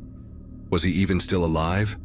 I found myself talking out loud just to hear a voice, even if it was my own, telling myself stories about how he'd escaped and was bringing help, how the FBI was probably already searching for us. But then I'd remember that vacancy sign, how the place wasn't even on GPS, how we hadn't told anyone exactly where we were going that day. My parents thought we were heading to New Mexico. Brian's family knew even less. We'd wanted to be spontaneous, go off the grid for our honeymoon. God, we were so stupid. On what must have been the third or fourth day, the routine changed. Instead of crackers, they slid a sandwich under the door with more water than usual, and the water tasted different, bitter and chemical, like the smell in that hallway at the inn. I tried not to drink it, but the thirst was unbearable in that concrete box. Within an hour, the room started spinning. My limbs went heavy again, and I felt myself sliding back into that same thick darkness. This time, I woke up in the back of a vehicle, bouncing along some rough road. My wrists were zip-tied, mouth taped shut, but I could see through a small window that we were in some kind of van.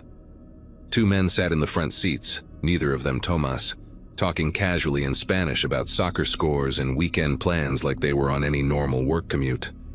The van smelled like cigarettes and motor oil, and there were other shapes in the darkness with me. Bundles or bags, I couldn't tell.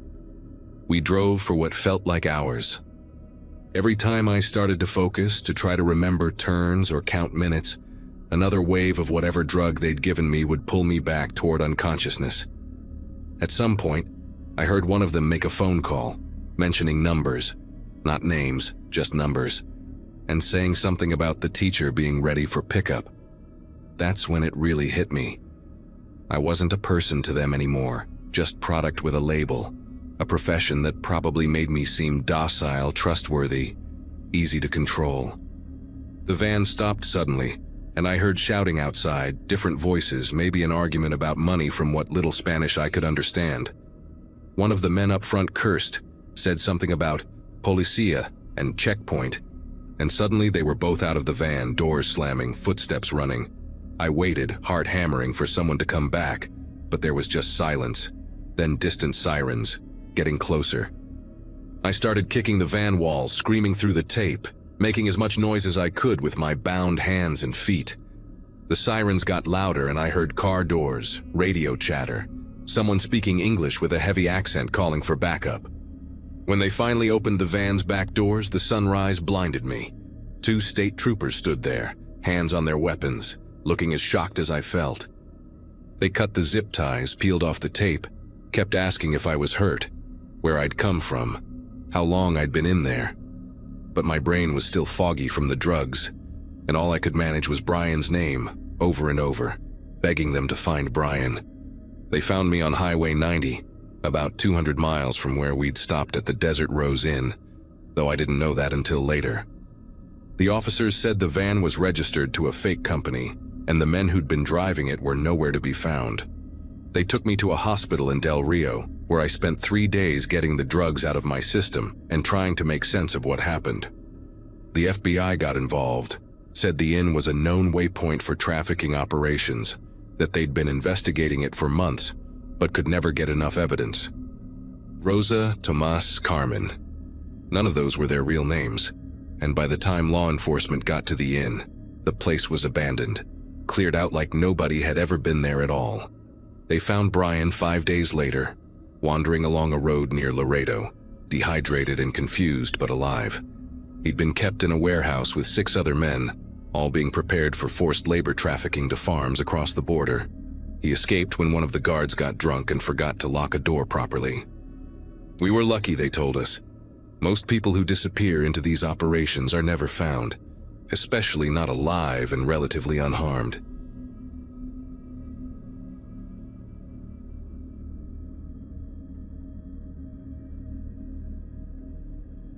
The GPS kept recalculating, its robotic voice cutting through the silence every few minutes as we climbed higher into the Rockies. Kevin had his hand on my knee, tapping along to some old rock song on the radio, while I watched the pine trees blur past my window. We'd left California that morning with the windows down and music blasting, still giddy from our wedding 3 days earlier. His parents had given us a week at their timeshare in Colorado as a wedding gift, and instead of taking the boring interstate route, we decided to let technology pick the scenic path. Every time the GPS offered a shortcut through the mountains, we took it, laughing about being adventurous newlyweds who weren't afraid of a little detour. By late afternoon, we were on a narrow road I couldn't even find a name for, surrounded by walls of rock on one side and a drop into nothing on the other. The grinding started subtle at first, like metal scraping against metal somewhere beneath the hood. Kevin turned down the radio, that little crease appearing between his eyebrows whenever something worried him. Within minutes, the sound got louder, angrier, and the steering wheel started fighting against his grip. He managed to wrestle the car into a small gravel pullout just as smoke began seeping from under the hood. The engine coughed once and died. I remember the sudden quiet after that, how you could hear the wind whistling through the canyon and nothing else. No traffic, no birds, just wind. Kevin tried his phone first, then mine. Neither had a single bar of service. The last car we'd seen had passed us maybe an hour ago, heading the opposite direction. The sun was already dipping behind the peaks, and I could see my breath when I stepped outside. We'd been standing there for maybe 20 minutes, Kevin with his head buried under the hood, pretending he knew what he was looking at, when we heard the truck. It came around the bend slow, its diesel engine echoing off the canyon walls long before we saw it. An old 18-wheeler, the kind with a sleeping cab attached, rust eating through the white paint job in places. It pulled up behind our car and sat there idling for what felt like too long before the driver killed the engine. The door opened with a squeal, and this massive guy climbed down. He must have been 6'4" at least, wearing coveralls that looked like they hadn't been washed in weeks. His beard was streaked with gray and hung down to his chest, but it was his eyes that made me step closer to Kevin. They were this pale, watery blue, and they never seemed to blink. He looked at me first, then at Kevin, then back at me, and his mouth stretched into this wide grin that showed too many teeth. "Engine trouble?" he asked, but he was already walking toward us before we answered, his boots crunching on the gravel. His voice had this strange quality to it, soft but somehow invasive, like it was getting inside your head without permission. Kevin explained about the grinding noise and the steering, and the guy nodded along, but he never looked at Kevin while he listened. His eyes stayed on me, traveling from my face down to my feet and back up again, real slow and deliberate. I pulled my jacket tighter and moved behind Kevin, but the driver just shifted his position so he could keep watching me. "Name's Walter," he said, extending a hand toward Kevin but still staring at me. "I know these roads like the veins in my arms. Been driving them for 37 years, since before they even paved some of these stretches. Your lucky day I came along. Ain't nobody else gonna pass through here until morning, maybe later." Walter insisted on looking at the engine himself, waving Kevin aside with one meaty hand. He bent over the hood, making these humming sounds while he poked around, occasionally asking Kevin to try starting it. Each time the engine failed to turn over, Walter would straighten up and look directly at me, like he was checking to make sure I was still there. After the fourth attempt, he wiped his hands on his coveralls, leaving fresh grease stains on top of old ones. "Alternator's shot, maybe the serpentine belt too," he announced, scratching his beard. "Got some tools in my truck, might be able to get you going enough to limp to the next town, about 40 miles from here." He paused, tilting his head at me. "Course the lady might want to sit in my cab while we work. Getting mighty cold out here and I got heat, some coffee in a thermos. Real fresh, made it this morning." Kevin started to say I was fine, but Walter cut him off with this laugh that sounded like gravel in a blender. "Wasn't talking to you, friend," he said, still smiling but with something harder in his voice. "Lady can speak for herself, can't she? Besides, this kind of work, it's gonna take some time, maybe an hour, maybe two. No sense in her freezing out here watching us get our hands dirty." He took a step toward me and I could smell him. Diesel fuel, stale cigarettes, and something else. Something sour and wrong. "Got some sandwiches too. Bet you folks haven't eaten since lunch. The hunger gets to you up in these mountains. Makes you weak. Makes you see things that aren't there. Best to keep your strength up." His hand reached out like he was going to touch my arm, and Kevin moved between us. But Walter just chuckled and let his hand drop. "Protective husband. That's sweet. But these mountains got a way of changing people. You'll see." For the next hour, I watched them work while trying to stay warm, pacing back and forth on the gravel shoulder. Walter had produced a toolbox from his truck that looked ancient, full of instruments I couldn't name, some of them caked with what looked like dried mud or maybe rust. Every few minutes, he'd send Kevin to fetch something from the truck, a different wrench, a flashlight, a rag. And during those moments when Kevin was gone, Walter would stop working entirely. He'd just stand there watching me, wiping his hands slow and deliberate on a dirty cloth. "You remind me of someone," he said during one of these moments, his voice barely above a whisper. "Had the same color hair, same way of standing with your arms crossed. She came through here too, about 3 winters back. Never did find out what happened to her after her husband's car broke down." He smiled at my expression. "Mountains keep their secrets real good up here. Sometimes the snow melts in spring and hikers find things. Sometimes it doesn't. The temperature kept dropping and my fingers were going numb despite my gloves." Kevin's face had turned red from the cold and frustration as nothing they tried seemed to work. Walter suggested more and more elaborate fixes, each one requiring tools that happened to be deeper in his truck, sending Kevin further away for longer periods. During one of these trips, Walter moved closer to me than he'd been all evening, close enough that I had to take a step back against our car. "Your husband doesn't know much about engines," he said, his breath forming clouds between us. "City boy, right? They never learn the important things, how to fix what's broken, how to survive when things go wrong, how to keep the people they love from disappearing." His hand came up again, and this time he actually touched my hair, just a quick brush of his fingers, but it made my whole body go rigid. "So soft," he murmured. "Just like I thought it would be. You really should get in my truck. It's getting dangerous out here. Temperature's gonna drop another 20 degrees before midnight. You could die from exposure. Wouldn't want that pretty face turning blue." When Kevin came back carrying an ancient-looking battery charger, he found Walter standing too close to me, and his face went dark. "Step back," Kevin said, his voice harder than I'd ever heard it. Walter raised both hands in mock surrender, that horrible grin spreading across his face again, but he moved away, slow, deliberate, like he was making a point about who was really in control. "Just trying to help," Walter said, "but seems like this fix ain't working anyway. Battery charger won't do nothing if the alternator's completely fried." He made a big show of checking his watch, an old wind-up thing that looked like it belonged in a museum. "Getting late. Here's what I'm thinking. I got a cabin about 8 miles up the road. Nothing fancy, but it's got heat. Phone that sometimes works. You folks could spend the night, and in the morning I can tow you down to town with my truck, unless you want to spend the night out here." Of course, like I said, temperature's dropping fast. Already below freezing, gonna hit 0 before long. Kevin and I exchanged looks, and I could see him weighing our options. Stay in the car and risk freezing to death, or go with Walter to some isolated cabin.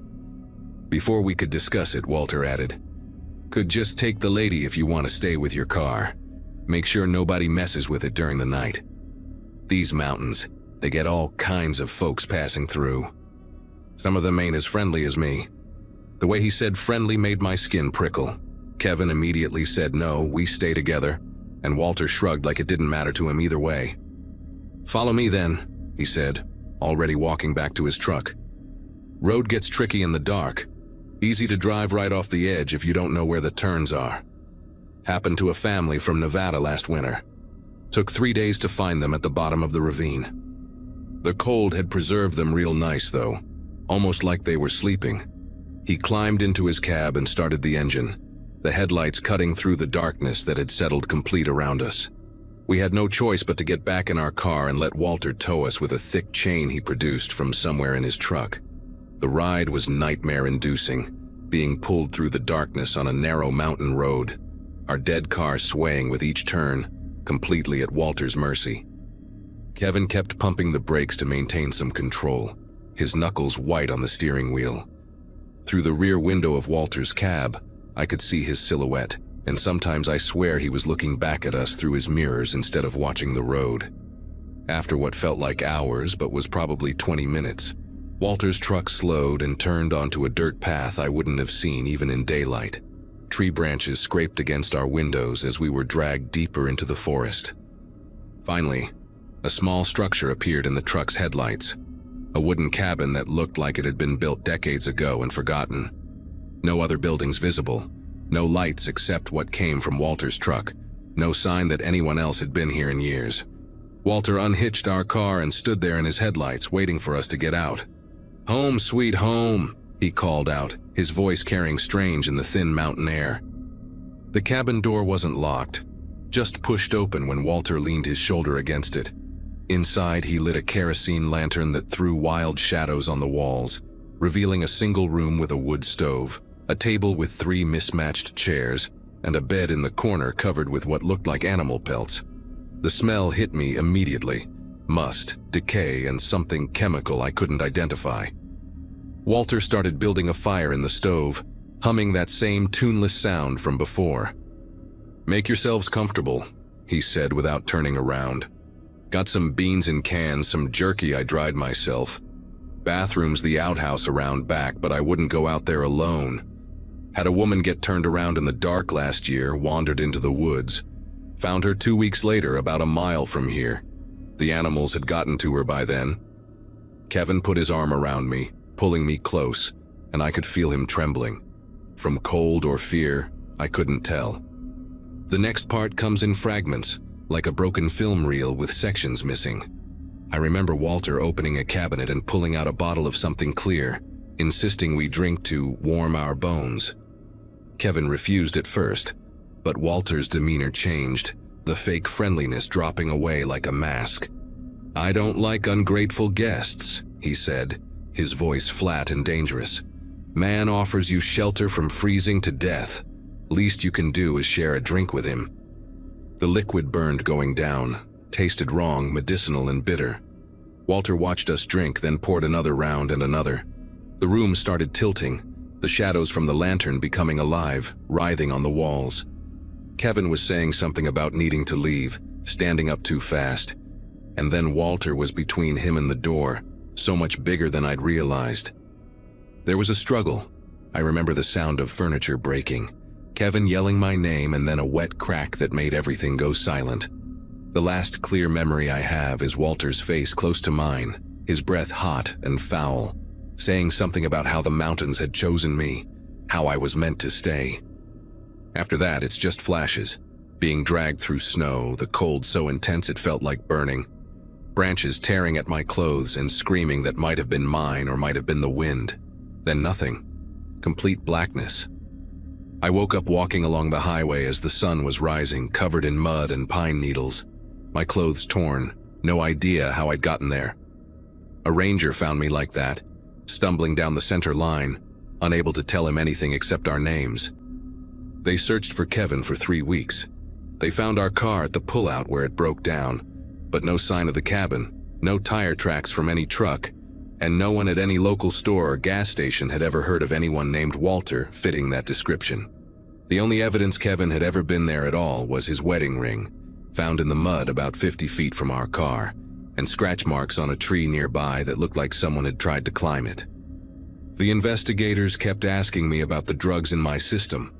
A veterinary tranquilizer, they said, used for large animals, enough to cause severe memory loss but not enough to kill. They found traces of it in my blood but nowhere else. No bottle, no syringe, nothing. They brought in search dogs, helicopters, even volunteer groups from 3 counties, but Kevin just vanished into those mountains like he'd never existed. 6 months later, I hired a private investigator who discovered something that still makes me wake up at night in a cold sweat. There had been 4 other couples over the past 15 years. Same story, car trouble on mountain roads, husband disappears, wife found wandering with no memory and the same drug in her system. All the women described a truck driver, but the details never matched up. Different names, different appearances, like they were describing different people entirely. The FBI got involved after that, said it might be multiple people working the same routes, maybe even people who communicate somehow, but they never found anything solid. I moved across the country, changed my name, tried to start over, but sometimes I still get postcards with no return address. Just photos of mountain roads and 2 words written on the back. Still waiting. I don't know if Kevin is alive somewhere in those mountains, if Walter was real, or if there's something worse out there that my mind won't let me remember.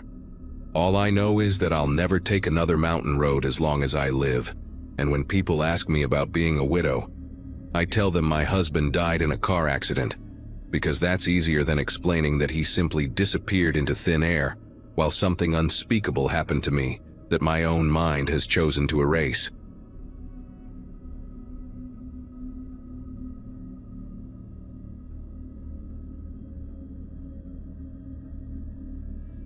The first few days by the Columbia River felt like a dream. The cabin sat close enough to the water that you could hear the current humming against the rocks at night.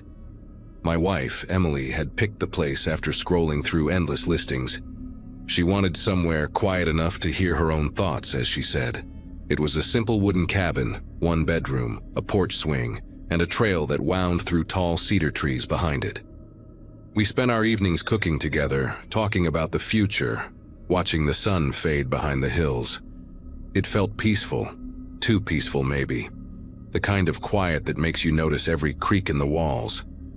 That night, we went to bed after a long walk by the riverbank. Emily had been laughing about how our shoes kept sinking into the mud, leaving long, uneven prints. I remember her falling asleep before me, one hand resting on my arm. The next thing I knew, I woke up in the gray light of dawn, and her side of the bed was cold. The blanket was folded back neatly like she had just stepped out for a moment. I called her name softly at first, thinking she had gone outside to watch the sunrise. but the cabin stayed silent, except for the steady whisper of the river. When I got up, I noticed the back door was wide open. Cold air drifted inside, carrying the smell of damp earth and pine. Her shoes were still by the door. So was her jacket. Her phone sat on the table, screen dark. That's when something inside me began to tighten, a quiet panic that didn't make sense yet. I walked out to the porch, scanning the clearing. The morning mist hung low over the trees, thick enough that you couldn't see far. But the grass near the steps was pressed down, like someone had walked through recently. I called her name louder, stepping into the mist, barefoot and shivering. The trail behind the cabin looked undisturbed at first glance, just mud and pine needles. Then I noticed a single set of footprints, small ones, hers, leading away from the porch and toward the trees. They stopped abruptly near the edge of the clearing, as if she had vanished mid-step. But when I turned back toward the cabin, I saw something that made my throat tighten. New prints, deep and wet, leading back into the cabin. At first I thought maybe I was seeing things. The prints looked too large to be hers, the soles wider, the stride longer. They led from the back door through the kitchen and stopped right beside the bed where I had been sleeping. The floor was still damp. Tiny bits of moss and grit stuck to the wood. I stood there for what felt like forever, trying to understand what I was looking at. I knew I had locked that door the night before. I always checked twice before sleeping. Someone had come inside while we were both asleep. I called the sheriff's office right away. A deputy showed up within half an hour, an older man named Wallace who looked like he had seen too much in his life to be easily impressed. He walked around the cabin, took a few notes, and shrugged. "People wander off all the time near the river," he said, like it was the most ordinary thing in the world. I told him about the footprints, both sets, but he barely glanced at them. Said the mud could play tricks on the eyes.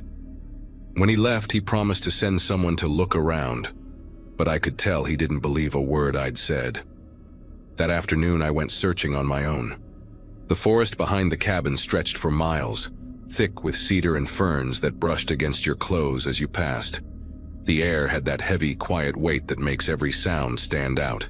A snapping twig, a crow's call, your own breathing.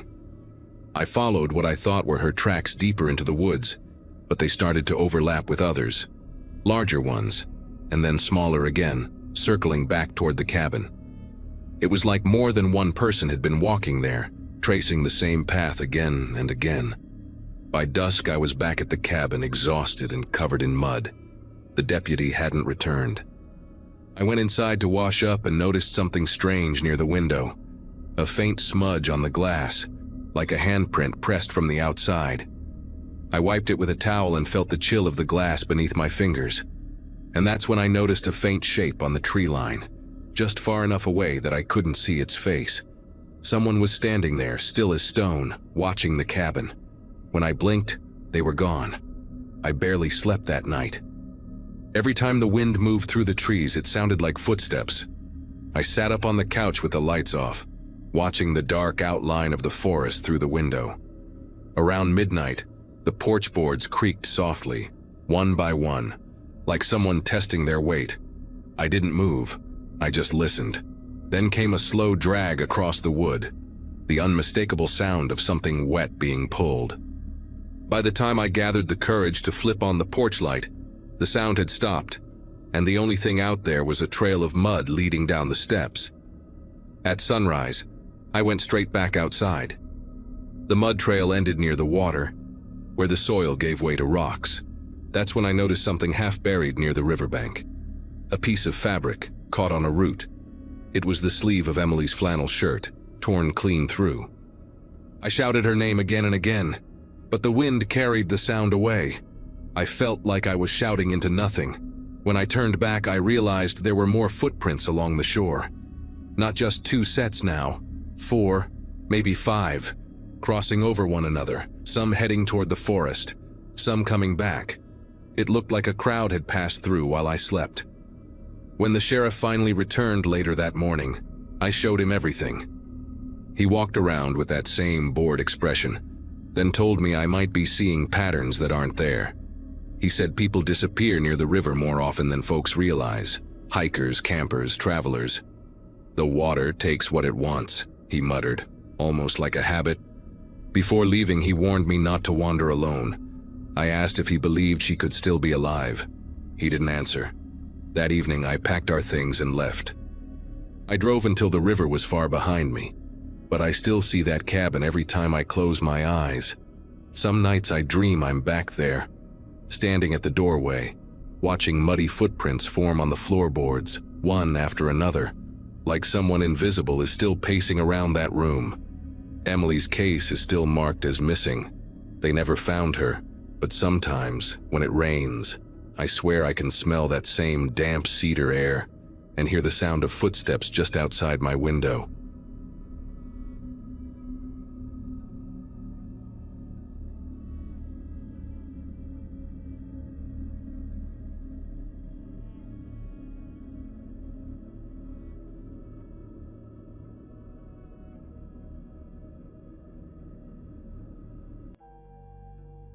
Hello everyone. Before we start, make sure to like and subscribe to the channel, and leave a comment with where you're from and what time you're watching. That way, YouTube will keep showing you stories just like this one. Now, let's begin. Atlanta winters never get truly cold, but that New Year's Eve carried a sharp bite that made everyone rush from their cars into the warmth of the house. I had driven down from Nashville that morning, 5 hours on the highway with nothing but podcasts and coffee to keep me company, chasing an invitation my friend Brianne had extended back in October. She lived in this gorgeous old Victorian near Grant Park, a shared house with 5 other people, the kind of place with wraparound porches and rooms that seemed to multiply the further you walked inside. 6 bedrooms, 2 living rooms, a basement someone had converted into a game room with a pool table, and vintage arcade cabinets. My 10-year high school reunion a few months earlier had reminded me how isolated I had become, working remotely as a data analyst, sometimes going 4 or 5 days without speaking to another human face to face. When Brianne promised this party would be legendary, that word felt like medicine. I pulled up around 7 in the evening on December 31st, 2024, and the house already pulsed with preparation. People strung lights across the porch railings.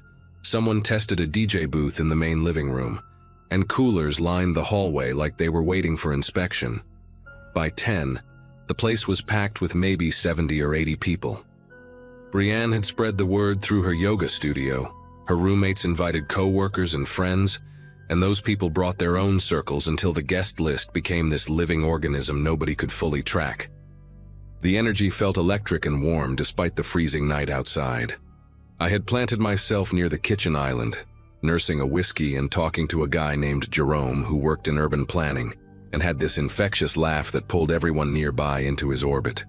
Music thumped through the floorboards, people danced in clusters throughout the house, and strangers kept introducing themselves with that easy friendliness that only exists when everyone shares the same countdown anticipation.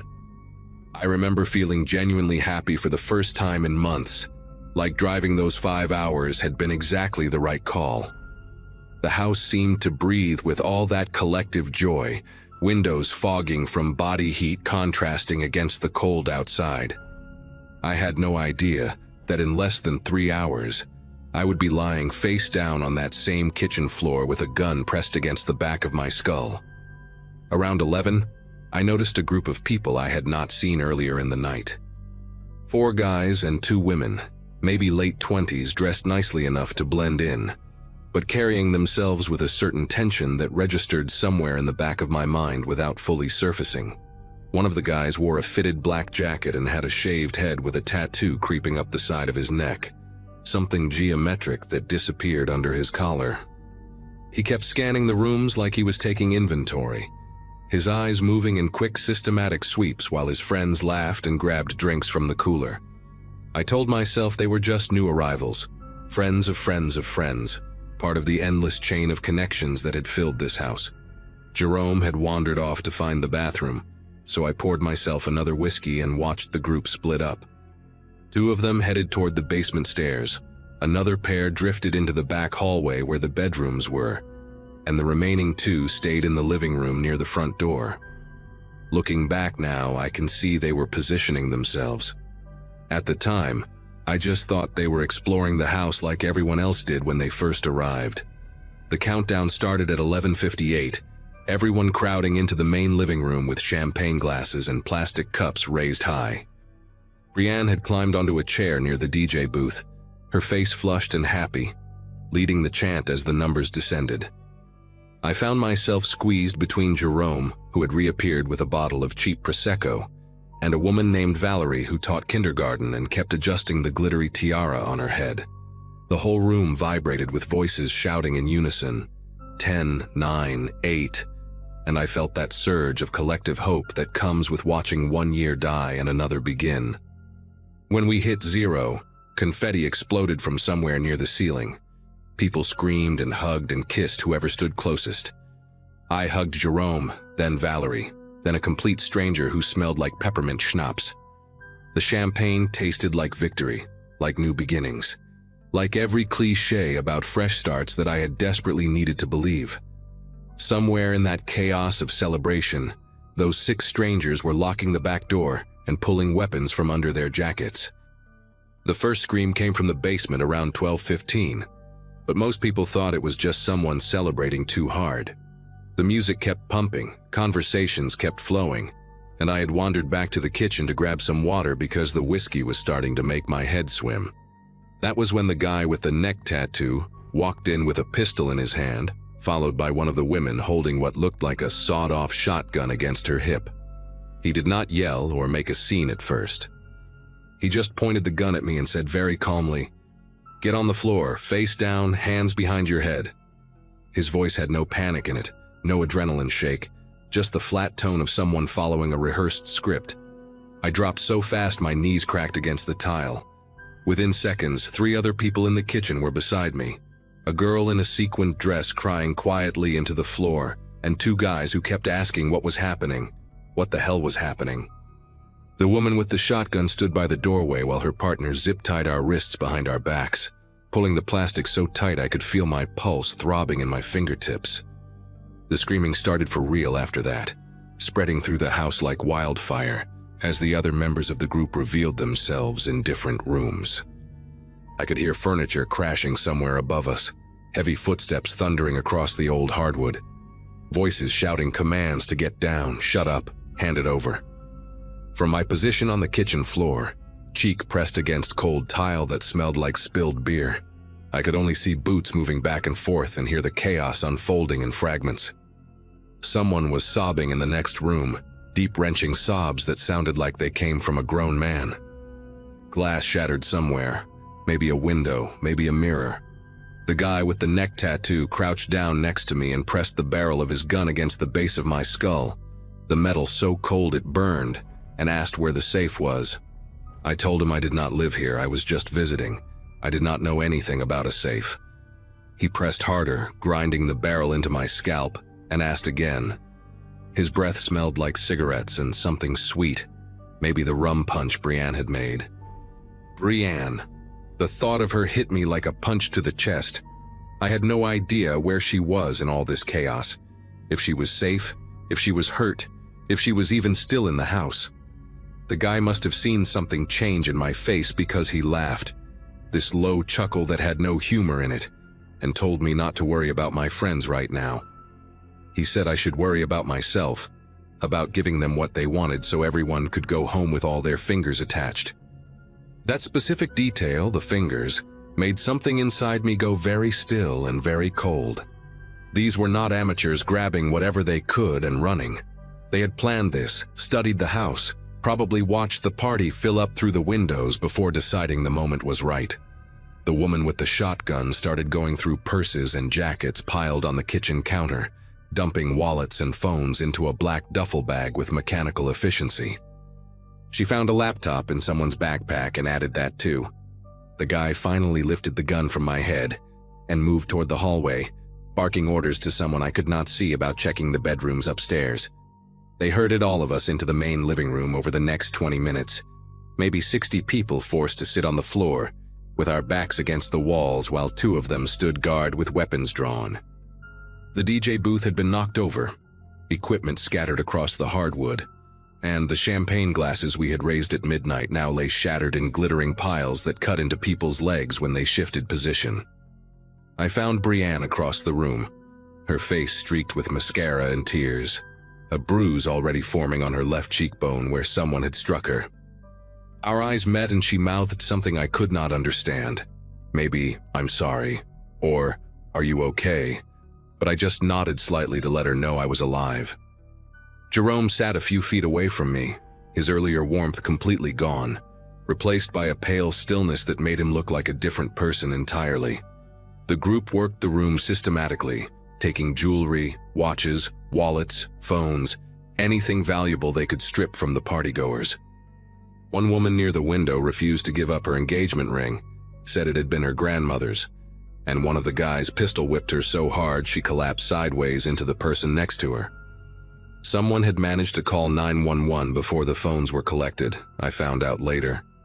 A guy named Dennis who worked with one of Brienne's roommates had hidden in the basement bathroom when the chaos started, crouched behind the toilet with his phone's brightness turned all the way down.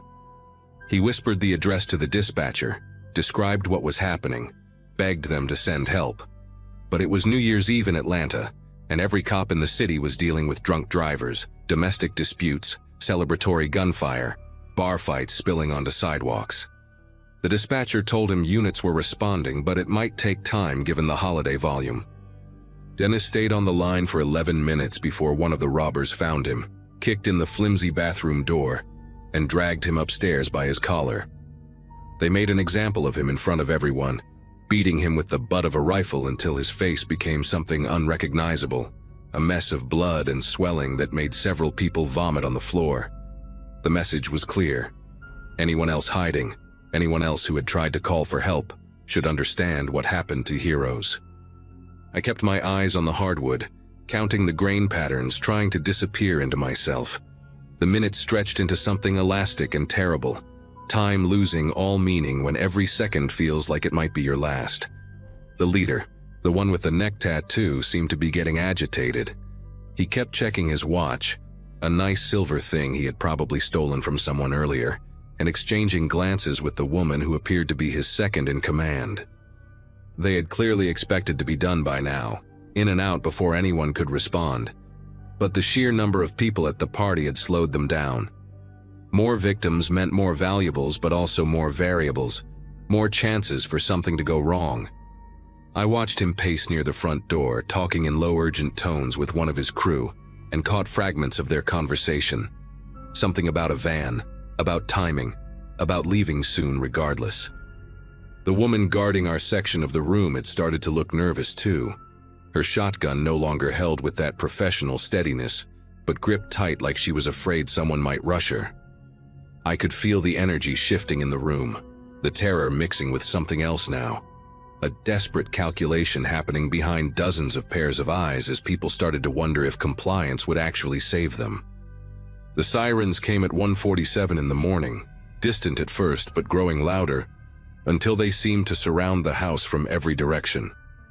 I will never forget the way the leader's face changed when he heard them, that calm professional mask cracking into something raw and furious. He started shouting orders, his crew scrambling to grab the duffel bags stuffed with our belongings, and for one horrible moment I thought they were going to start shooting us to eliminate witnesses. The woman with the shotgun swung her weapon toward the windows like she expected cops to come crashing through at any second. But the leader made a different call. He grabbed Brienne by the hair, yanked her to her feet, and announced that they were taking insurance with them. Two other robbers grabbed a man I did not recognize, and Valerie, the kindergarten teacher with the glittery tiara now hanging crooked and stained with someone else's blood. They dragged the three of them toward the back of the house while the rest of the crew covered their retreat, and I screamed Brienne's name so loud my throat tore. She looked back at me one time, her eyes wide with terror, before she disappeared through the kitchen doorway. The remaining robbers backed out after them, keeping their weapons trained on us until the last possible second, and then they were gone into the cold Georgia night. The police found the three hostages 2 hours later, abandoned in the back of a stolen catering van parked behind a strip mall 6 miles away. The robbers had taken what they wanted and vanished, probably switching vehicles somewhere along the way, disappearing into the chaos of New Year's celebrations still raging across the city.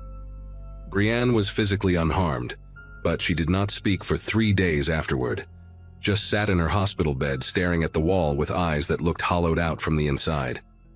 Dennis survived but needed reconstructive surgery on his face. The woman who got pistol whipped over her grandmother's ring had a fractured skull and spent 2 weeks in the ICU. The police arrested 2 of the 6 robbers about 3 weeks later, caught them trying to pawn jewelry at a shop in Savannah, but the others were never found, including the man with the neck tattoo. I drove back to Nashville 4 days after it happened, my wrist still bruised purple from the zip ties, and I did not leave my apartment for almost a month. Every time I closed my eyes, I saw that kitchen floor, felt that cold metal against my skull, heard Brienne screaming as they dragged her away.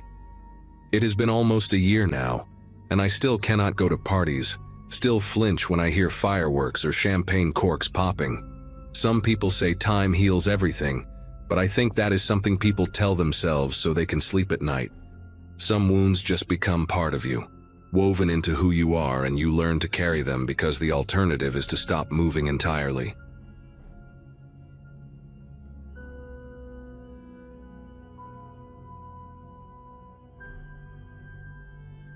My girlfriend Nicole and I had been together for almost 3 years when New Year's Eve 2017 rolled around.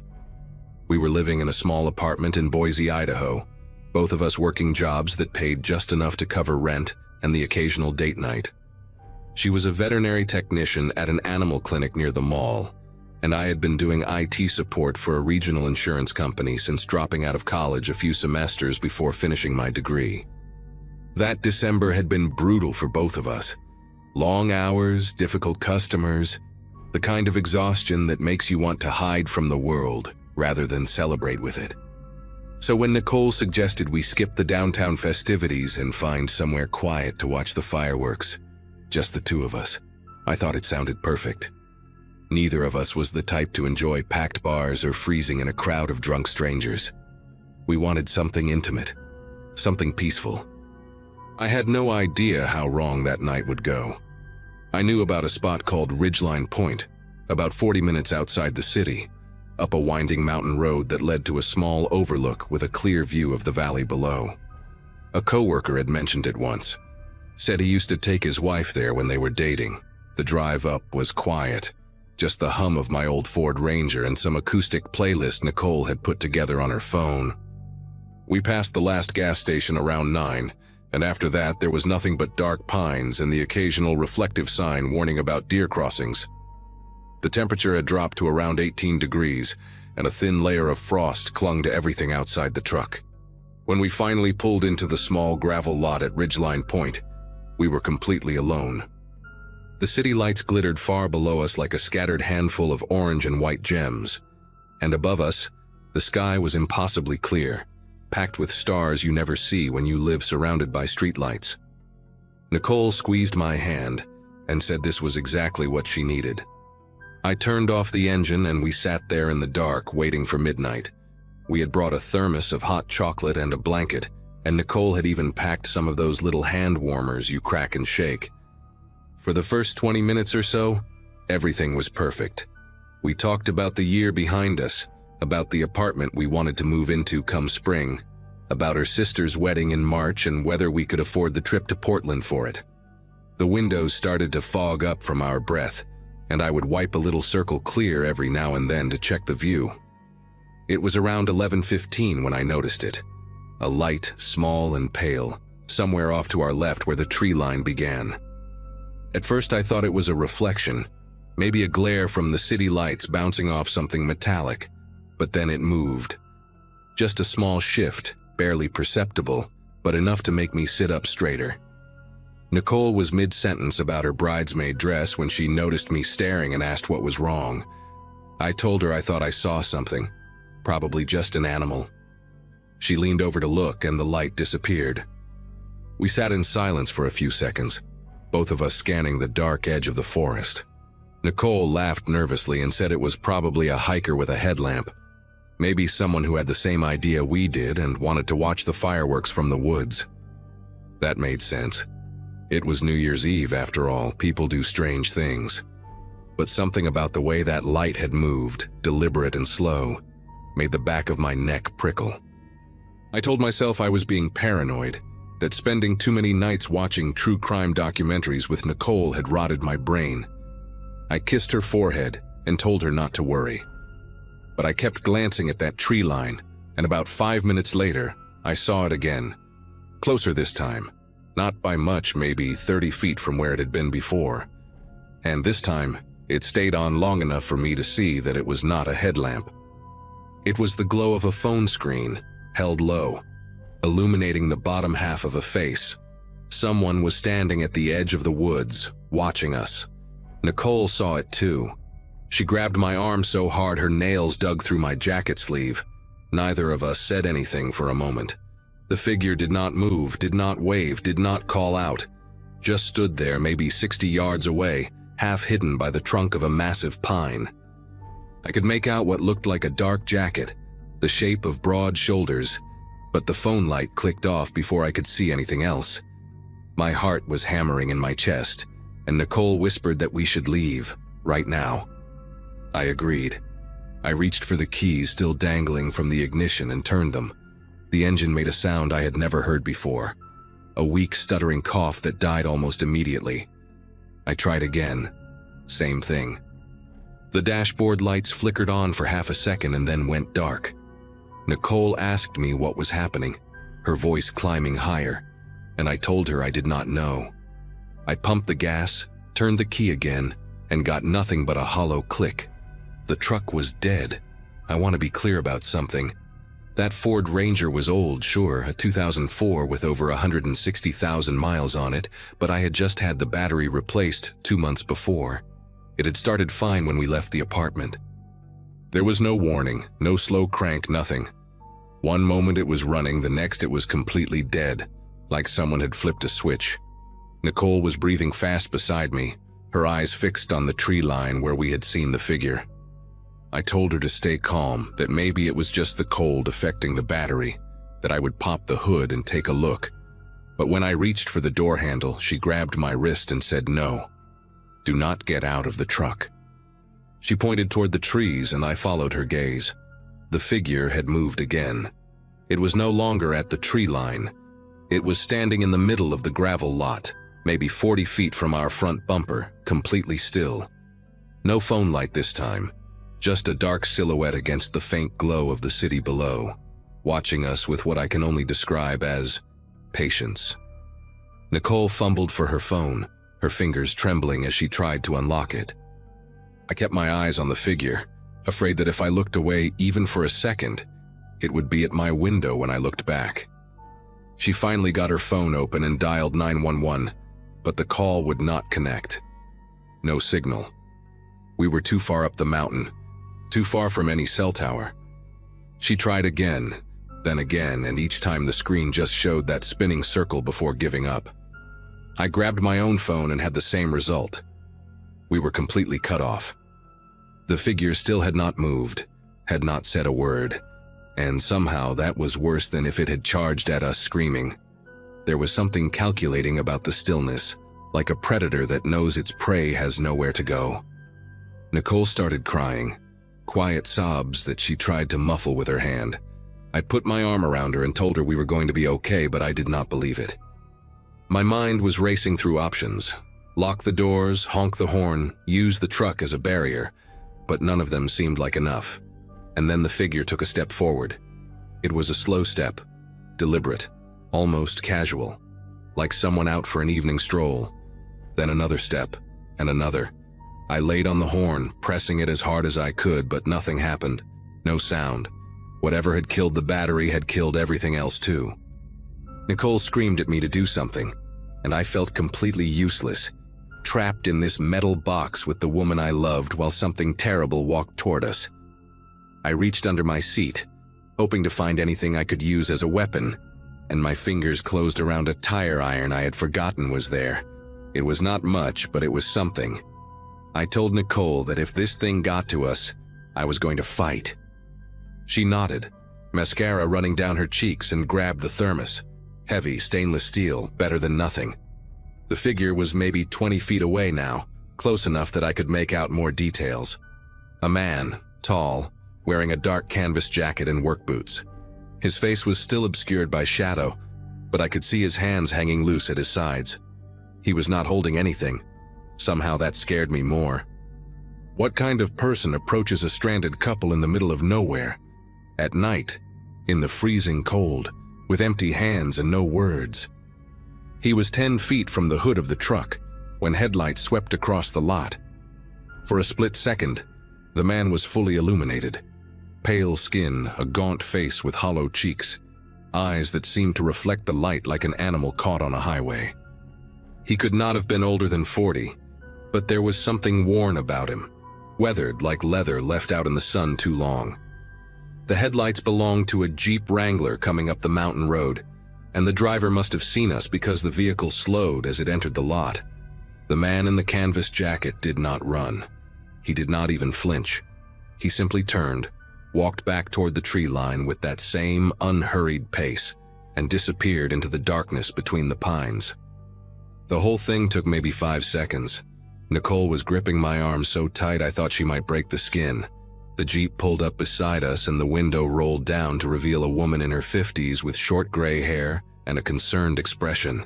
She asked if we were okay, said she saw someone walking away from our truck and wanted to make sure we were not in trouble. I have never been so relieved to see a stranger in my entire life. I told her our truck would not start, that we had been stranded, that there was a man watching us from the woods. Her expression changed immediately, shifting from concern to something harder, more alert. She told us to get in her Jeep, that she would drive us down to the gas station and we could call for a tow from there. I did not want to leave my truck, but Nicole was already opening her door, and I knew she was right. We grabbed our phones and the thermos and climbed into the back of the Jeep. The woman, her name was Connie, she told us later, locked the doors the moment we were inside and did not waste any time pulling out of that lot. As we drove away, I looked back through the rear window. The gravel lot was empty, the truck sitting dark and abandoned. But at the very edge of the tree line, just for a moment, I saw him again, standing motionless, watching us leave. And even from that distance, even through the glass, I could swear he was smiling. Connie drove us down the mountain without saying much, but she kept glancing in the rearview mirror like she expected to see headlights following us.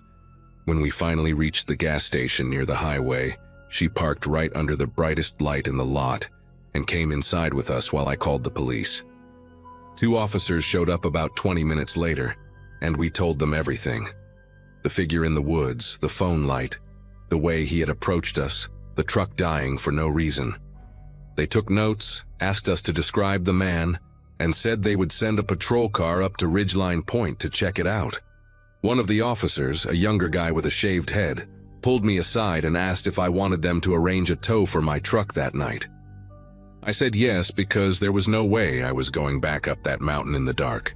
The tow truck arrived around 1 in the morning, and the driver, a heavy guy named Sal who smelled like cigarettes and coffee, agreed to let me ride along while Nicole stayed at the gas station with Connie. When we got to the overlook, the lot was empty, no sign of the man. But when Sal popped the hood of my Ranger to hook up the tow cables, he stopped and called me over with a flashlight. Someone had cut my battery cables, both of them clean through with what Sal said looked like bolt cutters or heavy-duty shears. He showed me the ends, not frayed, not worn, but sliced at an angle, deliberate and precise. That was why the truck had died so completely, why there was no slow crank or warning. Whoever that man was, he had been in that parking lot before we even noticed him. He had walked up to my truck while we sat inside drinking hot chocolate and talking about bridesmaid dresses, and he had disabled our only means of escape.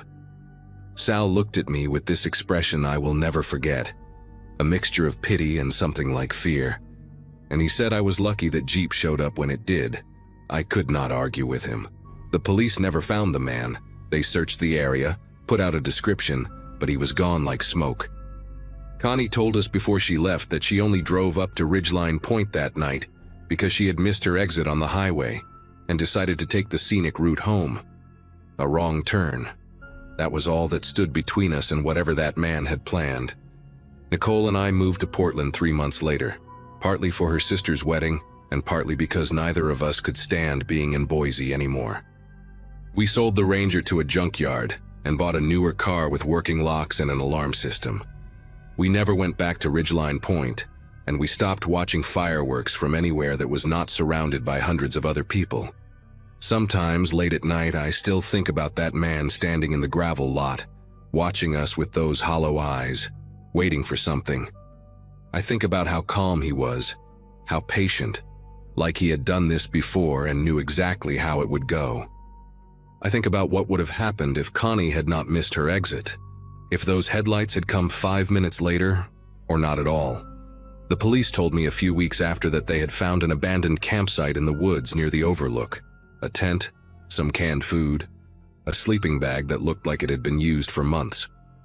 They also found a duffel bag with duct tape, zip ties, and a hunting knife with a 9-inch blade. No fingerprints, no ID, nothing that could tell them who he was or where he went. The detective who called me said they suspected he had been living up there for a while, waiting for the right opportunity, waiting for someone like us. I thanked him for the update, hung up the phone, and sat in the dark for a long time. Nicole found me there an hour later, and we held each other without saying a word. Some things do not need to be spoken. You just carry them with you, quiet and heavy, for the rest of your life.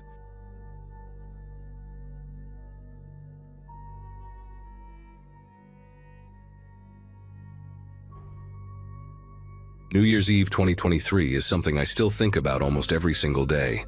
I had moved into my apartment complex in Atlanta about 3 months before, one of those massive cookie-cutter buildings where every floor looks exactly the same and every door is the same shade of gray. My unit was 4B, 4th floor, second door on the left after you exit the elevator. I knew the layout by heart, or at least I thought I did. That night, my co-workers from the warehouse had invited me to a party at someone's house in Midtown, and I figured why not, since I had no other plans and my family lives back in Virginia. I took an Uber there around 9, already a little buzzed from the beers I had at home while getting ready.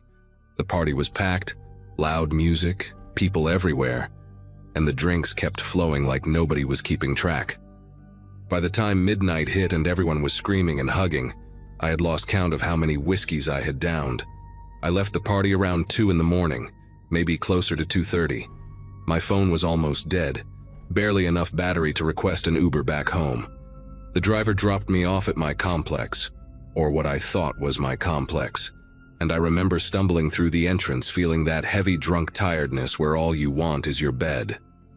The lobby looked right, same tile floors, same mailboxes on the wall, same elevator with the scratched metal doors. I pressed the button for the 4th floor and leaned against the wall, eyes half closed, just waiting to get horizontal. When the doors opened, I walked out and turned left like I always do, counting the doors until I reached what I believed was 4B. I pulled out my keys, shoved one into the lock, and when it didn't turn, I just assumed it was because I was drunk and my coordination was garbage. I tried again, wiggling it, pushing the door a little, and then I heard a click. The door opened. In my wasted state, I didn't question it, I just walked inside. The first thing I noticed was the smell. It wasn't my apartment. My place smells like the cheap air freshener I buy at the dollar store, that fake ocean breeze scent. This place smelled like cigarettes and something else, maybe fried food or old grease, but my drunk brain didn't process it as a warning sign. I just thought maybe I had left some food out or something. The layout was identical to mine. The small entryway leading into the living room, kitchen to the right, hallway to the bedrooms on the left. I didn't turn on the lights because I never do when I come home late. I just navigate by the glow coming through the windows from the parking lot lights outside. I kicked off my shoes somewhere near the door and started walking toward what I thought was my bedroom. The furniture was in different spots. I bumped my shin hard against a coffee table that shouldn't have been there, and I cursed under my breath. Still, nothing clicked in my head. I was too far gone, too tired, too focused on just getting to bed. I made it about halfway down the hallway when I heard movement, a shuffling sound, then a door opening. I stopped walking, not because I was scared, but because I was confused. I lived alone. There shouldn't be anyone else in my apartment. Before I could even form a thought about what to do, a light flicked on and I was staring at a man I had never seen before. He was older than me, maybe in his 50s, wearing boxer shorts and a white tank top, and he was holding a baseball bat with both hands raised like he was ready to swing at my head.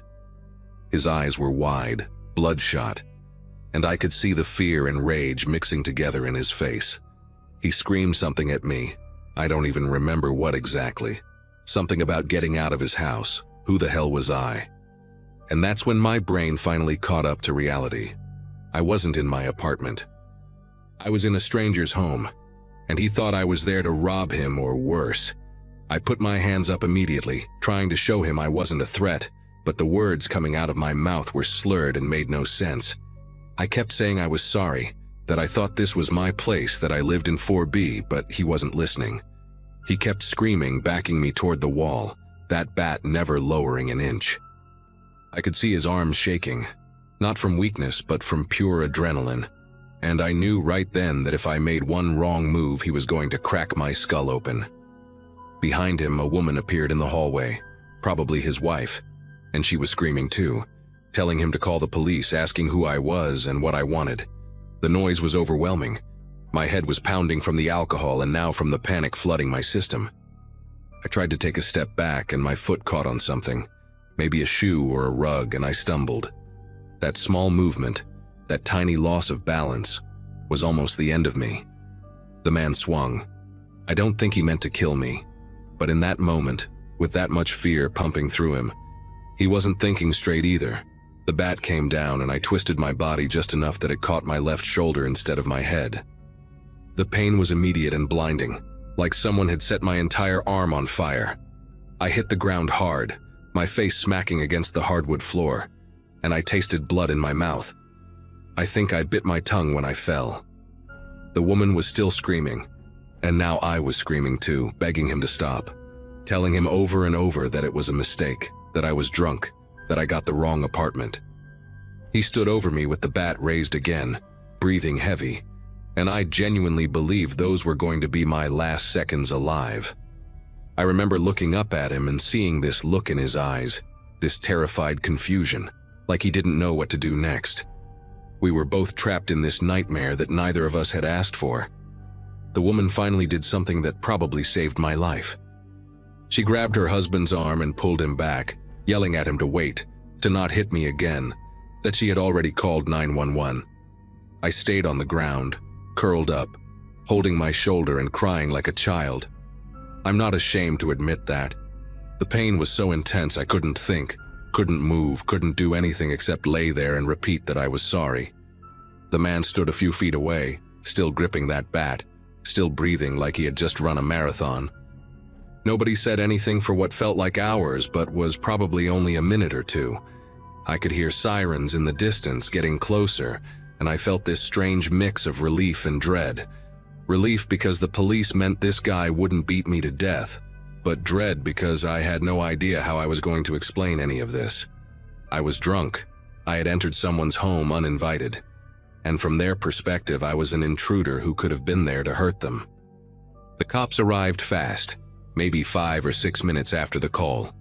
I heard them banging on the door, announcing themselves, and the woman went to let them in. 2 officers came into the hallway with their guns drawn, shouting commands, and I just stayed on the floor with my hands visible because I had seen enough news stories to know how badly things can go when police show up to a reported break-in. They handcuffed me first, which hurt like hell because of my shoulder, and then started asking questions. The man and woman were both talking over each other, explaining that they woke up to find me inside their apartment, that they thought I was a burglar. I tried to tell my side, but I was still slurring my words and probably making things worse with every sentence. One of the officers checked my wallet, saw my ID, and then asked me what my address was. When I told him, he looked at me with this expression I will never forget, like he was trying to figure out if I was lying or just incredibly stupid. He asked me if I knew where I was, and I said 4B, 4th floor. He shook his head and told me I was in Building C, not Building B. Same apartment number, same floor, different building entirely. The complex where I lived had 4 identical buildings arranged in a square around a central parking lot. Building A, B, C, and D all looking exactly the same. Same brick exterior, same gray doors, same everything. The Uber driver had dropped me off at the wrong entrance, and in my drunken haze I hadn't noticed. I walked into Building C thinking it was Building B, went up to the 4th floor, found apartment 4B, and somehow the door had been unlocked. The officer asked the couple if they had locked their door before going to bed, and the woman's face went pale. She admitted they had come home from a New Year's party themselves, also pretty drunk, and she couldn't remember if she had turned the deadbolt. That one small oversight, that one moment of forgetfulness, had led to all of this. The man who had hit me was sitting on the couch now, his face in his hands, and I could see his shoulders trembling. I think he was crying too. He thought he was protecting his home, his wife, his life. He thought I was someone coming to hurt them. The paramedics showed up shortly after and examined my shoulder. They said it wasn't broken, just badly bruised, but I should go to the hospital to get it properly checked. The officers took statements from everyone, and the whole time I kept apologizing, kept trying to explain, kept feeling like the biggest idiot on the planet. The man, whose name I learned was Gregory, eventually came over to where I was sitting on the floor near the front door. He didn't say much, just stood there looking at me with these tired, sad eyes, and then he said he was sorry for hitting me.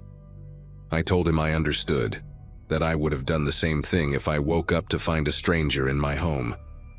We just looked at each other for a moment. 2 people who had been thrown into a violent confrontation because of a series of stupid mistakes and bad luck. Neither of us wanted to be there. Neither of us had meant for any of this to happen. But it happened anyway, and now we both had to live with it. The police decided not to charge me with anything. They could see it was a genuine mistake, and Gregory confirmed he didn't want to press charges. His wife, whose name was Marlene, even offered to drive me to the hospital, but I declined. I just wanted to get out of there, to get away from that apartment and everything that had happened inside it. One of the officers walked me out of the building and pointed toward Building B, my actual building, just about 50 feet away. 50 feet. That's all the distance between where I was supposed to be and where I ended up. I walked to my real apartment in a daze, my shoulder throbbing with every step, my mouth still tasting like blood. When I got to my door, I just stood there for a long time, staring at the number 4B, thinking about how different things could have been. If Gregory had aimed for my head instead of my shoulder, if he had swung harder, if they had owned a gun instead of a baseball bat, I could have died that night over a wrong turn and an unlocked door. The thought made my legs feel weak, and I had to lean against the wall to keep from falling. I went to the hospital the next morning and they confirmed what the paramedics said. Just severe bruising, nothing broken. The physical pain faded after a few weeks, but the rest of it stayed with me much longer. I moved out of that complex 2 months later. I couldn't stand looking at those identical buildings anymore, knowing that one of them held a couple who would probably never forget the night a stranger stumbled into their home. I still don't drink the way I used to. I check every door twice before I walk through it now. And sometimes when I'm lying in bed at night, I think about Gregory standing over me with that bat, and I think about how close I came to not waking up on New Year's Day. It wasn't supernatural. It wasn't some horror movie plot. It was just life, random and cruel. A chain of small mistakes that almost ended with me dead on a stranger's floor. That's the part that scares me the most. There was no villain, no monster. Just 2 drunk couples, 4 identical buildings, and 1 unlocked door.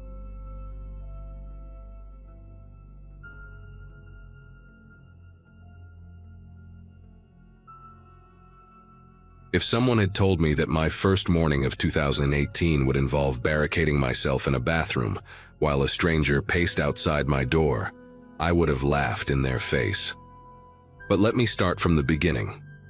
I had graduated college the previous spring, and landed my first real job at an insurance company downtown, finally making enough to split rent on a decent 2-bedroom apartment with my roommate Trisha. We had spent the earlier part of the evening at a massive house party thrown by a coworker named Jerome, the kind of party where you lose track of time and suddenly realize it is nearly 2 in the morning. When the crowd started thinning out and Jerome began making not-so-subtle hints about wanting to crash, a smaller group of us decided to keep the celebration going at our place. It felt like a great idea at the time. Trisha and I, plus our friends Andy and Simone, grabbed a couple bottles of champagne from the kitchen and called a rideshare.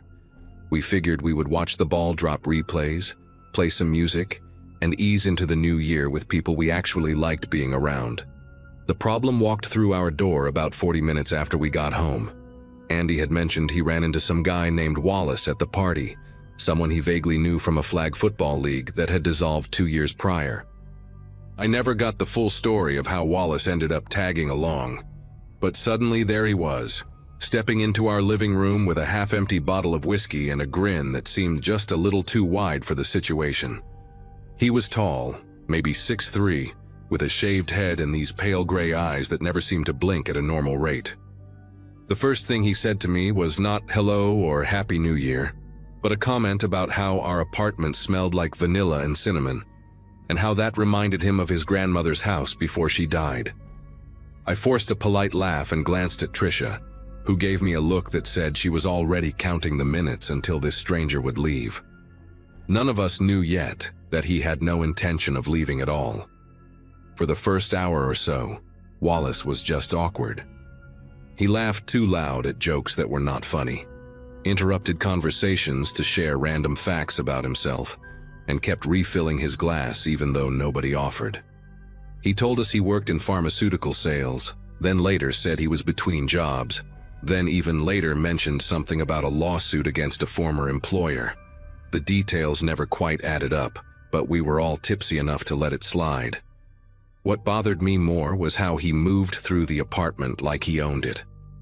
He opened our refrigerator without asking, commented on the leftovers inside, picked up framed photos from the shelf and studied them too closely. At one point, he wandered down the hallway toward the bedrooms, and I had to call out that the bathroom was the other direction. He smiled at me when he came back, but there was no apology in it. Just this flat acknowledgement that he had been caught doing something he knew he should not be doing.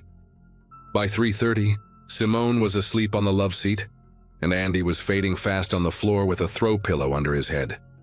Trisha and I exchanged glances across the room, both of us exhausted and ready for the night to end.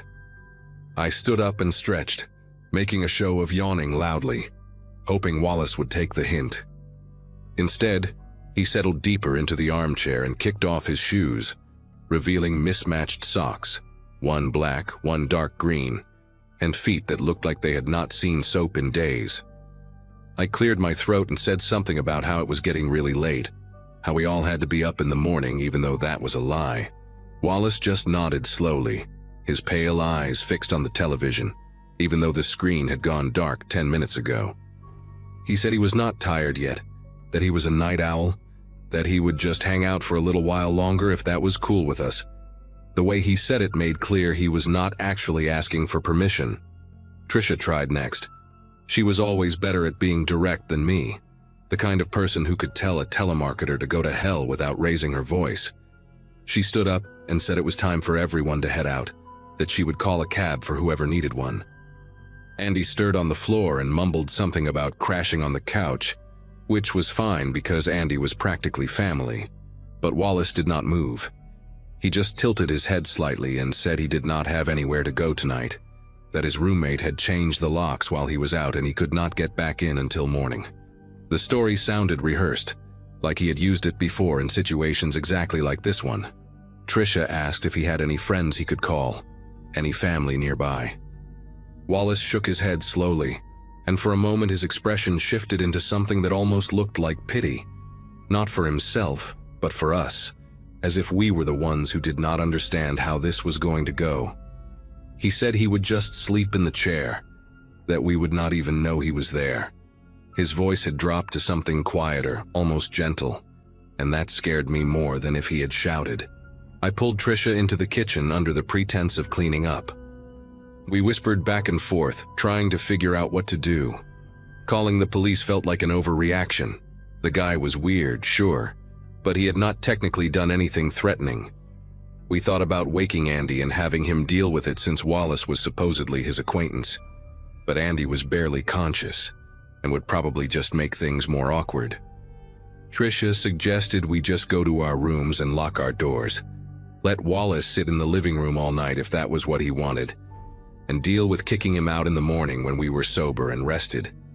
It seemed like the safest option, the path of least resistance. I grabbed my phone from the counter and we walked back into the living room to say goodnight. But when we got there, Wallace was no longer in the armchair. He was standing in the middle of the hallway that led to our bedrooms, his back to us, perfectly still, like he was listening for something on the other side of one of the closed doors. I asked him what he was doing, and my voice came out sharper than I intended. Wallace turned around slowly, and for a second his face was completely blank, like a mask that had not decided what expression to wear yet. Then he smiled and said he was just looking for the bathroom again, that he had forgotten which door it was. The bathroom door was wide open with the light on. He had walked past it to get where he was standing. Trisha told him firmly that the bathroom was right there, pointed at it, and asked him to please stay in the living room for the rest of the night. Wallace held up his hands in a gesture of mock surrender and walked back toward us, but he moved slowly, deliberately, making sure we had to step aside to let him pass.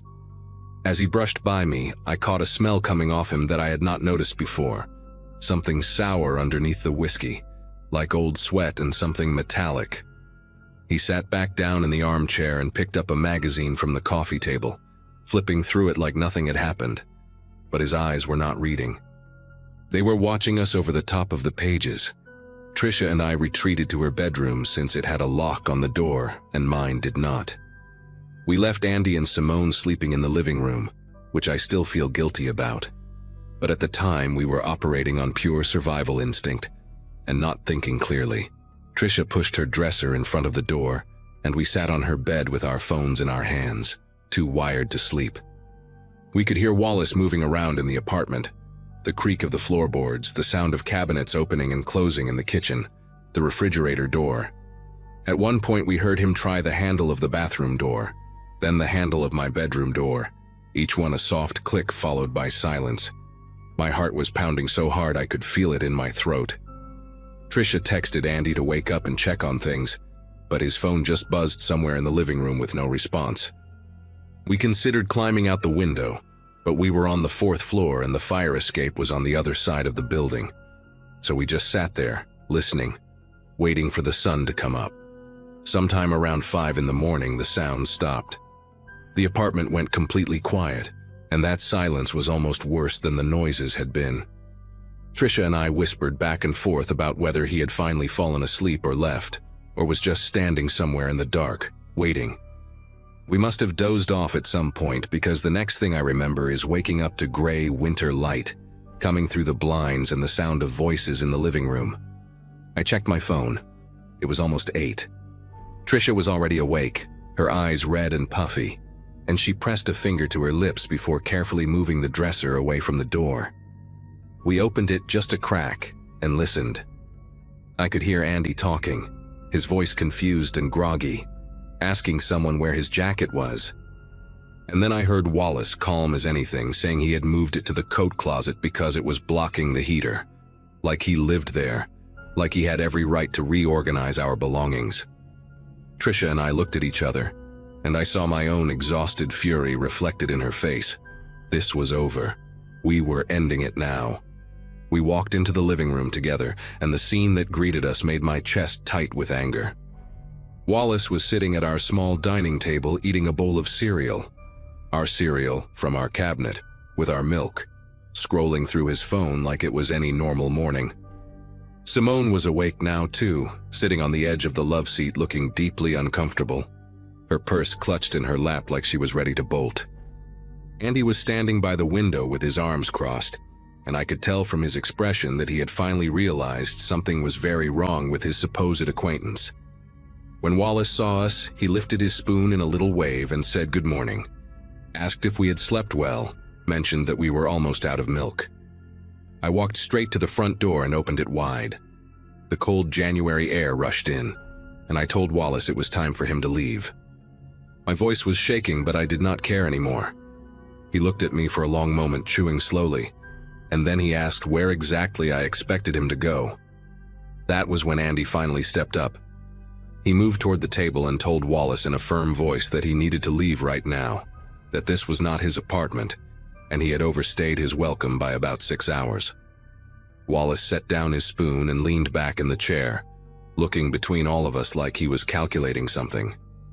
For a terrible second, I thought he was going to refuse, that we would have to physically remove him or call the police after all. But then something shifted in his expression, a flicker of recognition that he had pushed this as far as it could go. He stood up slowly, wiped his mouth with the back of his hand, and walked toward the door without saying a word. As he passed me, he stopped and leaned in close enough that I could smell that sour metallic scent again. He whispered that he had a really nice time, and that maybe he would see me around the neighborhood sometime. Then he stepped out into the hallway, and I slammed the door behind him so hard that the pictures on the wall rattled. Tricia threw the deadbolt and the chain lock while I stood there with my back against the door, breathing like I had just run a marathon. None of us spoke for a while. Simone left almost immediately, hugging us quickly and practically running to her car. Andy kept apologizing over and over, saying he barely knew the guy, that they had only played flag football together a few times 2 years ago, and Wallace had just appeared at the party and asked for a ride. He swore he had no idea Wallace was like that, and I believed him because Andy looked almost as shaken as we did. Tricia and I spent the rest of the day cleaning the apartment, scrubbing every surface Wallace had touched, washing the bowl and spoon he had used, throwing away the cereal box because neither of us could stomach eating from it again. We found a few things that confirmed our worst feelings about the night. The drawers in my bedroom had been opened and rifled through even though the door had been closed, and a small jewelry box on my dresser had been moved to a different spot. Nothing was missing as far as I could tell, but knowing he had been in there, touching my things while I slept just a few feet away behind a locked door, made me feel violated in a way I still cannot fully describe. We changed the locks the next day, and I did not sleep well for weeks. I never saw Wallace again, but sometimes when I am out in the city and I see a tall man with a shaved head, my whole body tenses up, and I have to remind myself to breathe. Some lessons stay with you forever, and the one I learned that night was simple. Trust your instincts when someone makes you uncomfortable, because the cost of being polite can be way too high.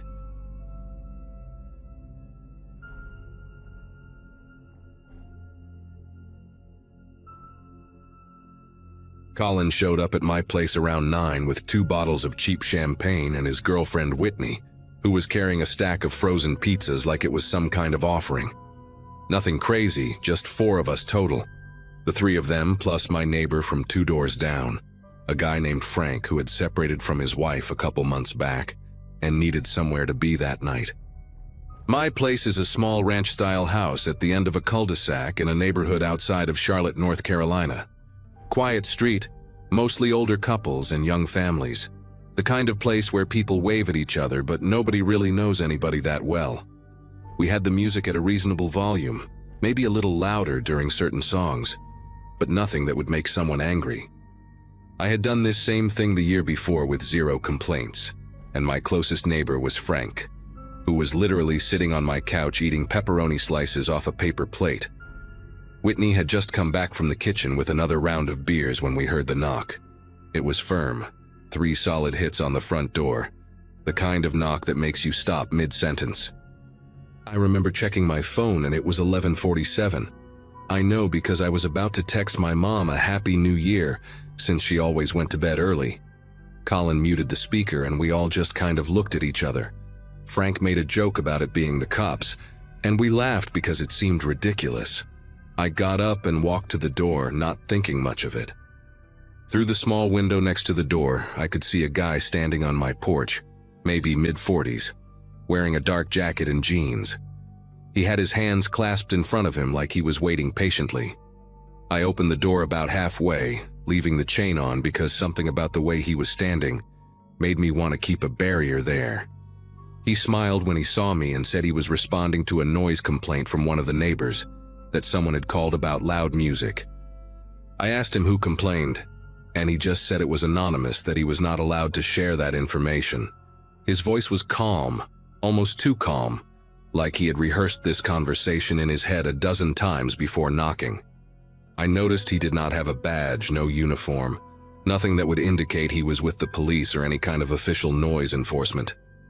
When I asked if he was a cop, he paused for just a second, a tiny hesitation that most people would miss, and said he was with the neighborhood association. That did not sit right with me because I had lived in that house for almost 3 years and never once heard of any neighborhood association.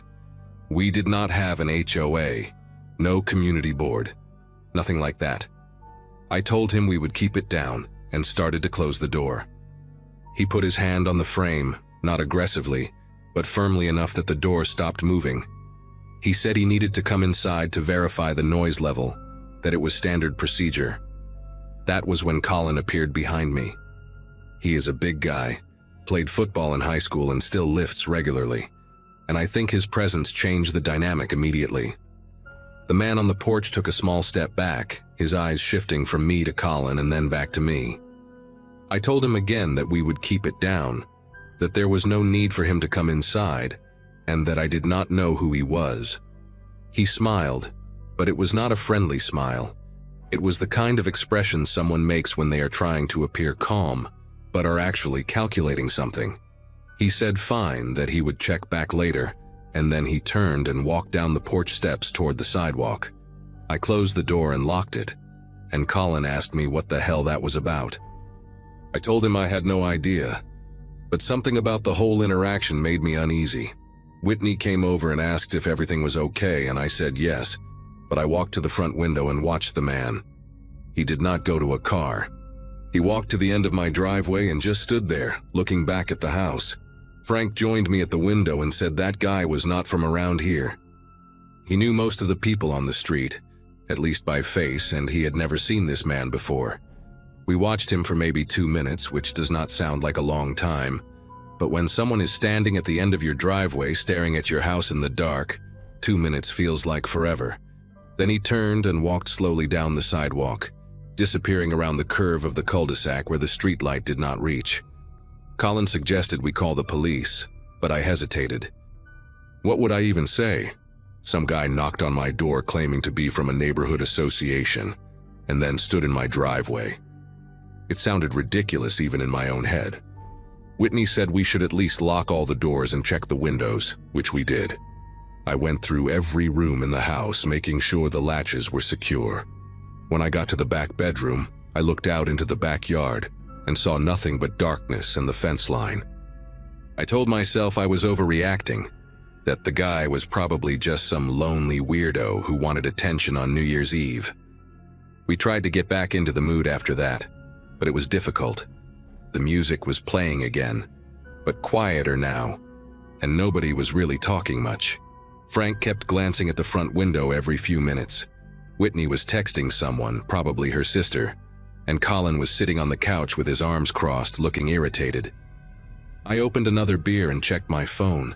It was 12:03, which meant we had missed the countdown completely. I had not even noticed midnight passing. That bothered me more than it should have, like the whole night had been stolen by this stranger who had no business being at my door. Around 12:15, Colin said he was going to step outside for some air, and I told him I would go with him. We walked out the back door onto the small patio I have behind the kitchen. The night was cold but not unbearable, and we could hear fireworks in the distance from other neighborhoods. Colin lit a cigarette and asked me if I recognized the guy at all, maybe from work or somewhere else. I said no, I had never seen him before in my life. We were outside for maybe 5 minutes when Colin suddenly stopped talking mid-sentence. He was looking past me toward the back corner of the yard where the fence meets the neighbor's property. I turned around and saw a figure standing there, just on the other side of the fence, barely visible in the darkness. It was him, the same guy. He was not moving, not saying anything, just standing there with his hands at his sides, watching us. My heart started pounding so hard I could feel it in my throat. Colin grabbed my arm and pulled me back toward the door. We got inside and he locked it immediately, then checked that the deadbolt was engaged. Whitney asked what happened and Colin told her the guy was in the backyard, or at least right outside it. Frank stood up from the couch and said we needed to call the police right now, that this was not normal behavior. I finally agreed. I pulled out my phone and dialed 911, my fingers feeling clumsy and slow. The dispatcher answered and I tried to explain the situation as calmly as I could. A man had come to my door earlier, claimed to be from a neighborhood association, tried to get inside, and was now standing behind my fence watching us. The dispatcher asked if the man had made any direct threats or shown a weapon. I said no, not exactly, but he was clearly following us around the property. She said she would send an officer to check it out, but it might take a while because of all the New Year's calls they were dealing with. Drunk drivers, domestic disputes, fireworks complaints. She told me to stay inside, keep the doors locked, and call back if the situation escalated. I hung up feeling frustrated and scared at the same time. Colin was pacing the living room, and Whitney had moved to the center of the house, away from any windows. Frank suggested we turn off all the lights so we could see outside better, without being seen ourselves. It seemed like a good idea, so we did it. The house went dark except for the glow of the stove clock in the kitchen. I crept back to the window that looked out onto the backyard, and the figure was gone. The spot by the fence where he had been standing was empty. I told the others, and nobody knew if that was a good thing or a bad thing. For the next 20 minutes, we sat in the dark living room without saying much. Every small sound made us tense up. The refrigerator humming, the house settling, a car passing on the street outside. Whitney was holding Colin's hand and I could tell she was trying not to cry. Frank had found a baseball bat I keep in the hall closet and was gripping it like his life depended on it. I kept checking my phone, waiting for the police to call or show up, but nothing happened. Then, around 12:45, we heard something that made all of us hold our breath.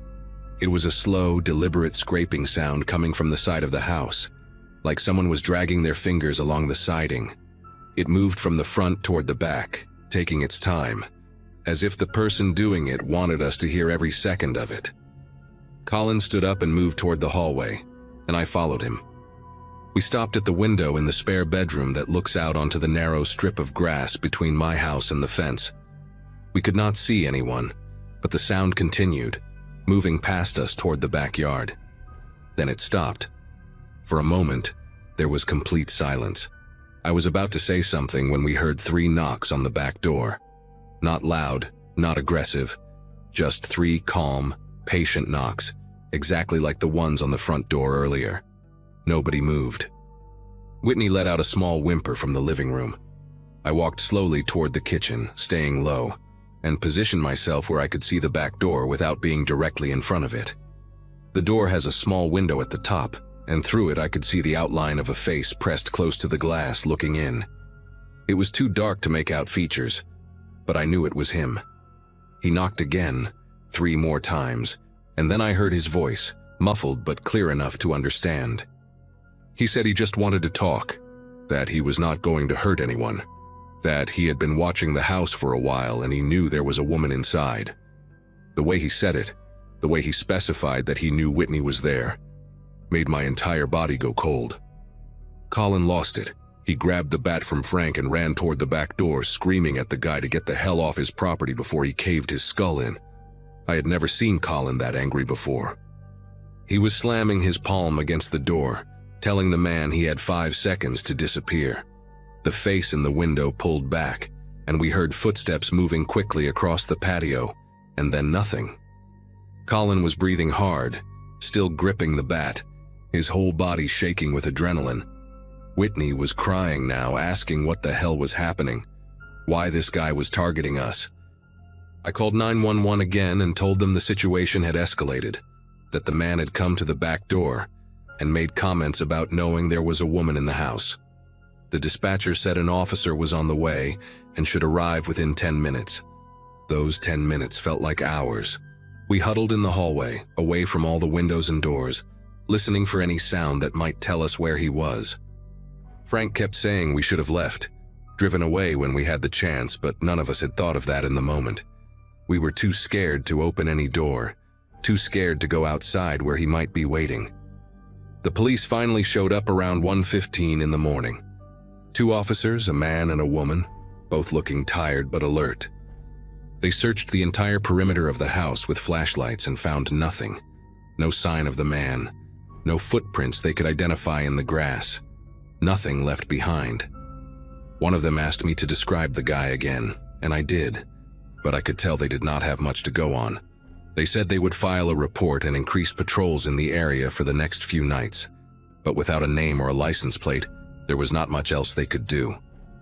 After they left, nobody wanted to stay at my place. Colin and Whitney went home, and Frank walked back to his house 2 doors down, though I watched him from the window until he got inside safely. I did not sleep that night. I sat in the living room with every light on, the baseball bat next to me, checking the windows every few minutes until the sun came up. The man never came back. Not that night, not the next day, not ever. I never saw him again, never found out who he was or why he chose my house. I asked around the neighborhood in the days that followed, but nobody else had seen him. It was like he appeared out of nowhere, terrorized us for a few hours, and then vanished. I installed a security camera system the following week, but the footage has never shown anything unusual. Sometimes I still think about that night, about the way he said he knew there was a woman inside, and I wonder what would have happened if I had opened that door without the chain on, or if Colin had not been there. I try not to think about it too much, but every New Year's Eve since then, I make sure I am not home.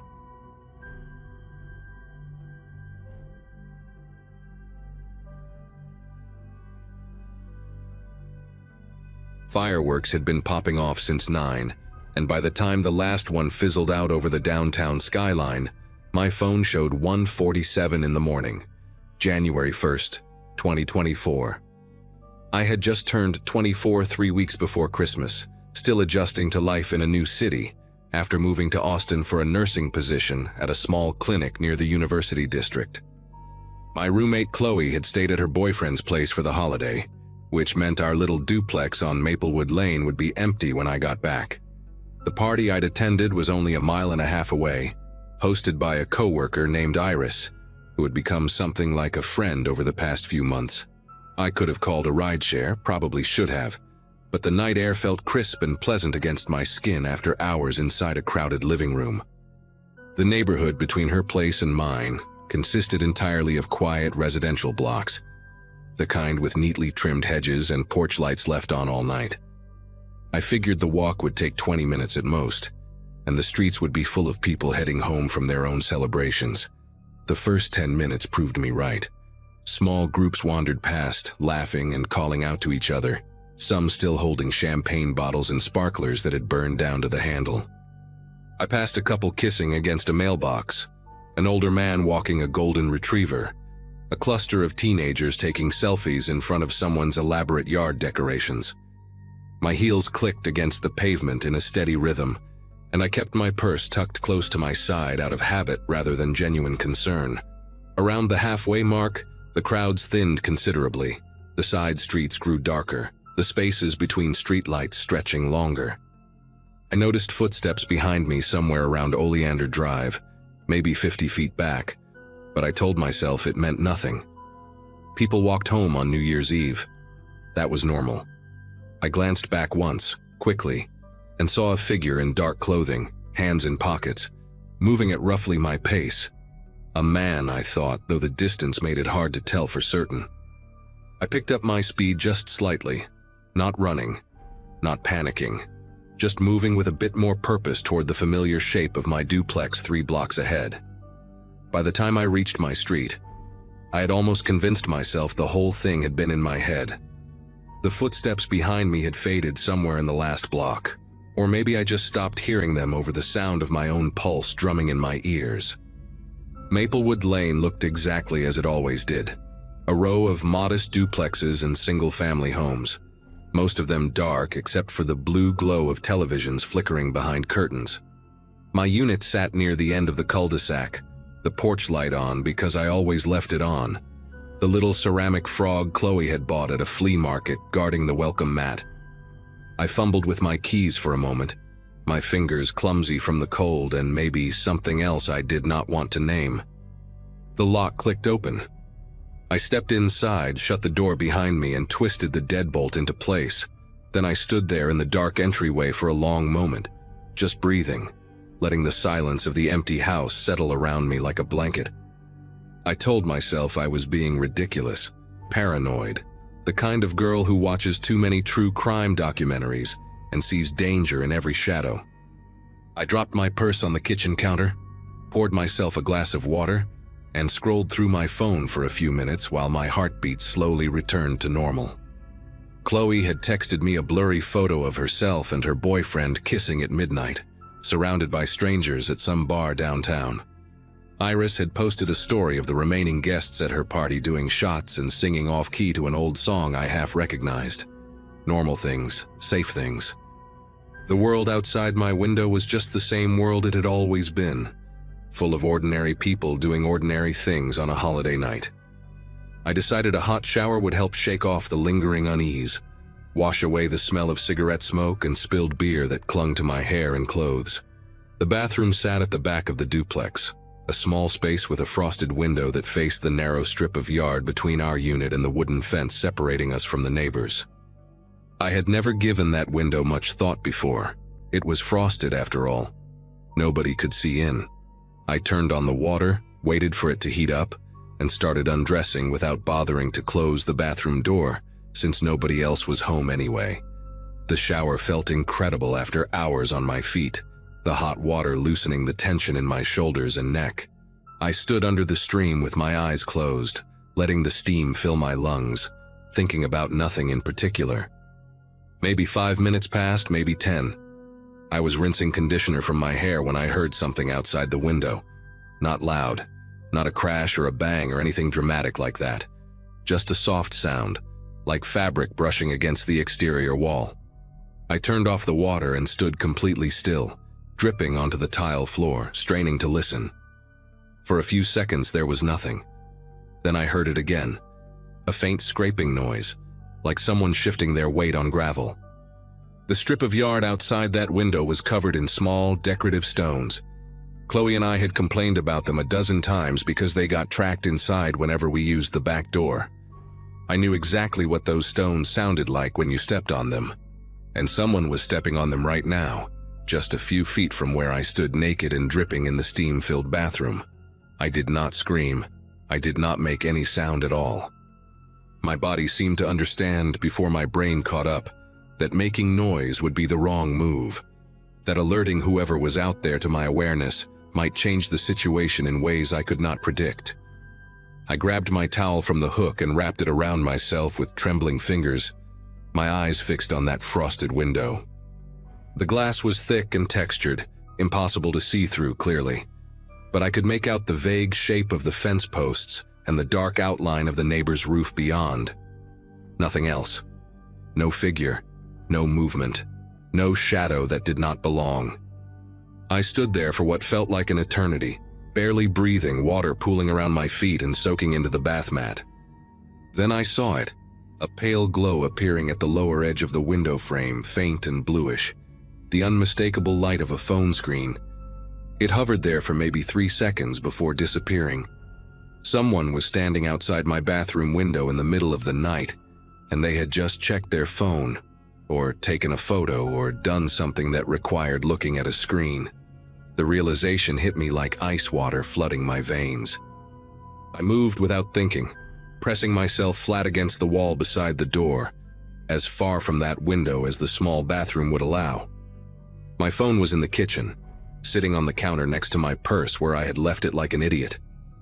The bathroom had no lock on the inside, just a simple door that swung shut but never latched properly, one of those minor annoyances Chloe and I kept saying we would ask the landlord to fix. I forced myself to breathe slowly, quietly, trying to hear past the pounding of my own heart. The stones outside crunched again, softer this time, and then there was nothing. Complete silence. I counted to 60 in my head, then counted again, my legs shaking beneath me and my skin prickling with goosebumps despite the lingering warmth of the steam. When I finally worked up the courage to move, I crept out of the bathroom in a low crouch, still wrapped in my towel, heading for the kitchen without turning on any lights. Every shadow in the hallway looked like a person. Every creak of the old floorboards sounded like footsteps behind me. I reached my phone and immediately dialed 911, whispering into the receiver as I crouched behind the kitchen island with my back pressed against the cabinets. The dispatcher asked me to repeat myself twice because my voice came out so quiet and shaky. I told her someone was outside my house, that I had seen a light at my bathroom window, that I thought someone had followed me home. She asked if I had seen the person directly, if they had tried to enter the property, if I was somewhere safe inside the residence. I answered no, and I think so, feeling stupid and hysterical and terrified all at once. She told me officers were on the way, that I should stay on the line and stay away from doors and windows. I sat there on the cold kitchen tile in my damp towel, phone pressed to my ear, listening to the silence of my empty house and the distant pop of leftover fireworks somewhere across the city. 7 minutes passed before I saw the red and blue lights sweep across the living room curtains. It felt like 7 hours. The dispatcher told me the officers were approaching the front door and that I could let them in when I heard them knock. 2 sharp raps came a moment later, followed by a voice announcing the police, and I have never moved so fast in my life to unlock a door and let strangers inside. 2 officers came in, a woman with short gray hair and a younger guy who looked barely older than me. I must have looked insane standing there in a towel with wet hair dripping down my back, stammering about noises and phone lights and someone following me from a party. But they took it seriously. The woman, Officer Dunlap, according to her name tag, asked me to show her which window I meant while her partner went outside to check the perimeter. I led her to the bathroom and pointed at the frosted glass, feeling embarrassed now, wondering if I had imagined the whole thing or blown some innocent noise out of proportion. She shined her flashlight through the window from the inside, illuminating nothing but the dark yard beyond, and I started mentally preparing an apology for wasting their time on New Year's Eve. Then her radio crackled, and the younger officer's voice came through, tight and clipped. He said he needed her outside, east side of the property, and something in his tone made both of us go still. Officer Dunlap told me to stay inside and lock the door behind her, which I did, watching through the kitchen window as their flashlight beams swept across the narrow strip of yard between my duplex and the fence. They found footprints in the decorative stones, a clear trail of them leading from the back corner of the property to the spot directly beneath my bathroom window. The stones had been disturbed in a rough circle there, pressed down and scattered like someone had stood in that exact spot for a while, shifting their weight back and forth. Officer Dunlap showed me photos on her phone after they finished documenting everything, and I recognized the pattern immediately. The same soft crunching sound I had heard, the same restless movement of someone waiting. But that was not the worst part. The worst part was what the younger officer found near the fence line, half hidden in the shadow of an overgrown bush. A cigarette butt, still fresh, the filter stained with something dark that might have been lipstick or might have been blood. And next to it, pressed into the soft dirt beneath the bush, a knee print. Someone had knelt there in the darkness beside my fence, watching my house for long enough to smoke an entire cigarette down to the filter. The officers asked me again about the person I'd seen following me, what they looked like, how tall, what they were wearing. I could barely remember anything useful. Dark clothes, average height, hands in pockets. It could have been anyone. It could have been nobody.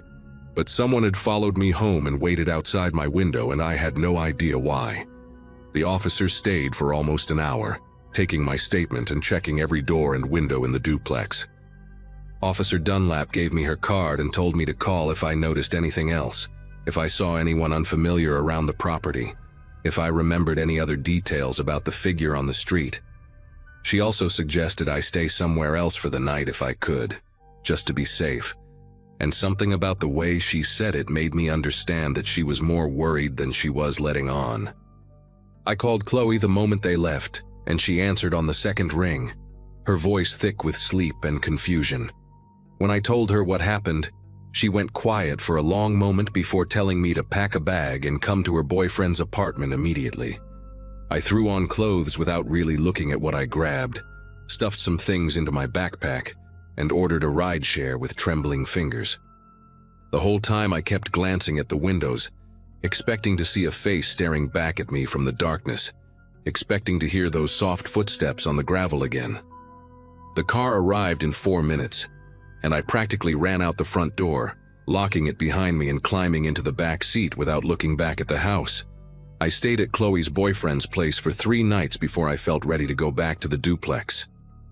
We installed motion sensor lights in the backyard that same week, and Chloe's boyfriend helped us put a lock on the bathroom door and a secondary deadbolt on the back entrance. I started carrying pepper spray in my purse, and I never walked home alone after dark again, not once, not even for a few blocks. The police never caught whoever it was. They increased patrols on our street for a couple weeks, and one detective called me in late January to ask if I had noticed anything suspicious since then. But there were no leads, no suspects, no answers. Sometimes I wonder if it was random, if I just happened to be walking alone at the wrong time and caught the attention of someone dangerous. Other times I wonder if they had been watching me before that night, learning my patterns, waiting for an opportunity. I still live in Austin, still work at the same clinic, but I moved to a different apartment complex last spring, one with security cameras in the parking lot and a doorman at the front entrance. I sleep better now than I did in those first few months after New Year's. But every once in a while, when I come home late from a shift and the street is quiet and empty, I catch myself checking behind me, counting the footsteps, listening for the sound of someone matching my pace in the darkness. Some part of me is still back there on Maplewood Lane, standing in that steam-filled bathroom, watching a pale blue light appear at the edge of my window and knowing with absolute certainty that I was not alone.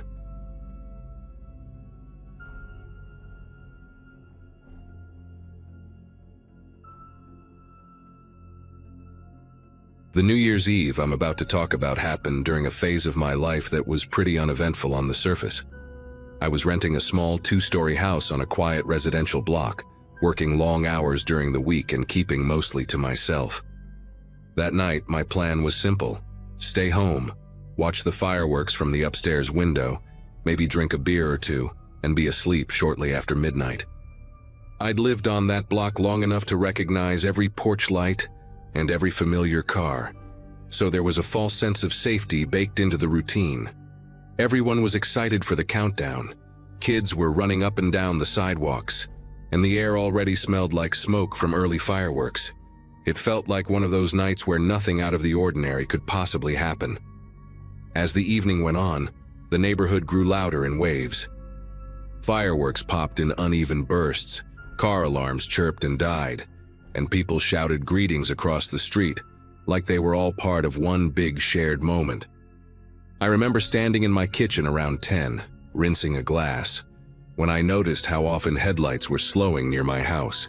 At first, I brushed it off as people looking for parking spots or pulling over to let others pass. Still, there was a pattern to it that stuck in my head, the way the engines idled just a little longer than necessary before moving on.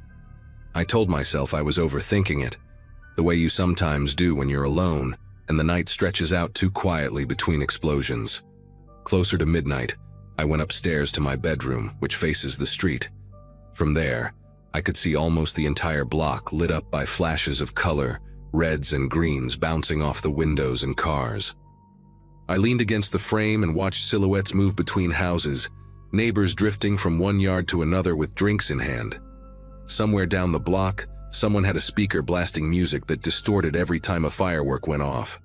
That's when I noticed a darker shape near the side of my house, close to where the fence meets the garage. It wasn't obvious, just a patch where the light didn't behave the same way, like something was absorbing it. By the time another firework burst overhead, the shape was gone. Midnight hit in a blur of noise so intense it felt physical, like pressure against my chest. Cheers erupted, horns blared, and the sky was so bright it almost looked like daylight for a few seconds at a time. I stayed at the window, watching sparks rain down and smoke drift between the houses. That's when I heard it. A dull, metallic scrape from downstairs, completely swallowed by the celebration outside. Wasn't loud enough to stand out, but it was distinct. Wrong in a way that didn't match the chaos of fireworks. I stood there, frozen in place, listening hard while the neighborhood screamed its way into the new year, unaware that something else was happening right inside my house. I waited until the noise outside dipped just enough for my ears to separate sounds again. Downstairs, there was a pause, followed by a faint click, like someone testing something gently instead of forcing it. My heart was racing, but my body felt heavy, like it didn't want to cooperate. I stepped into the hallway and eased my bedroom door open, careful not to let the hinge complain. From the top of the stairs, I could see the front door area lit only by the blinking glow of fireworks sneaking through the curtains. Everything looked normal at first glance, but there was a tension in the air that made my throat dry. I remember thinking how surreal it was that people were hugging and celebrating outside, while my house felt like it was holding its breath. I crept down a few steps and noticed the front door handle was angled slightly downward, not fully at rest. That alone made my pulse spike because I'm obsessive about checking locks, especially on nights like that. I stood there listening, counting my breaths, trying to decide if I was imagining things. Then I heard it again, softer this time, like fabric brushing against wood near the doorframe. Whoever it was moved slowly, deliberately, counting on the noise outside to cover every mistake. Fireworks cracked overhead, bright enough to cast shadows through the window, and in those brief flashes I saw the outline of a shoulder pulling back from the door. I backed up without thinking, my foot brushing the stair rail hard enough to make a faint tap. For a split second, everything stopped. The sounds outside continued, but inside the house there was absolute stillness. I stood there halfway between floors, barely breathing, waiting for something to happen. Then the front door handle returned to its normal position, slow and careful, as if whoever touched it didn't want to leave a trace. A moment later, I heard footsteps retreat across the porch, light and controlled.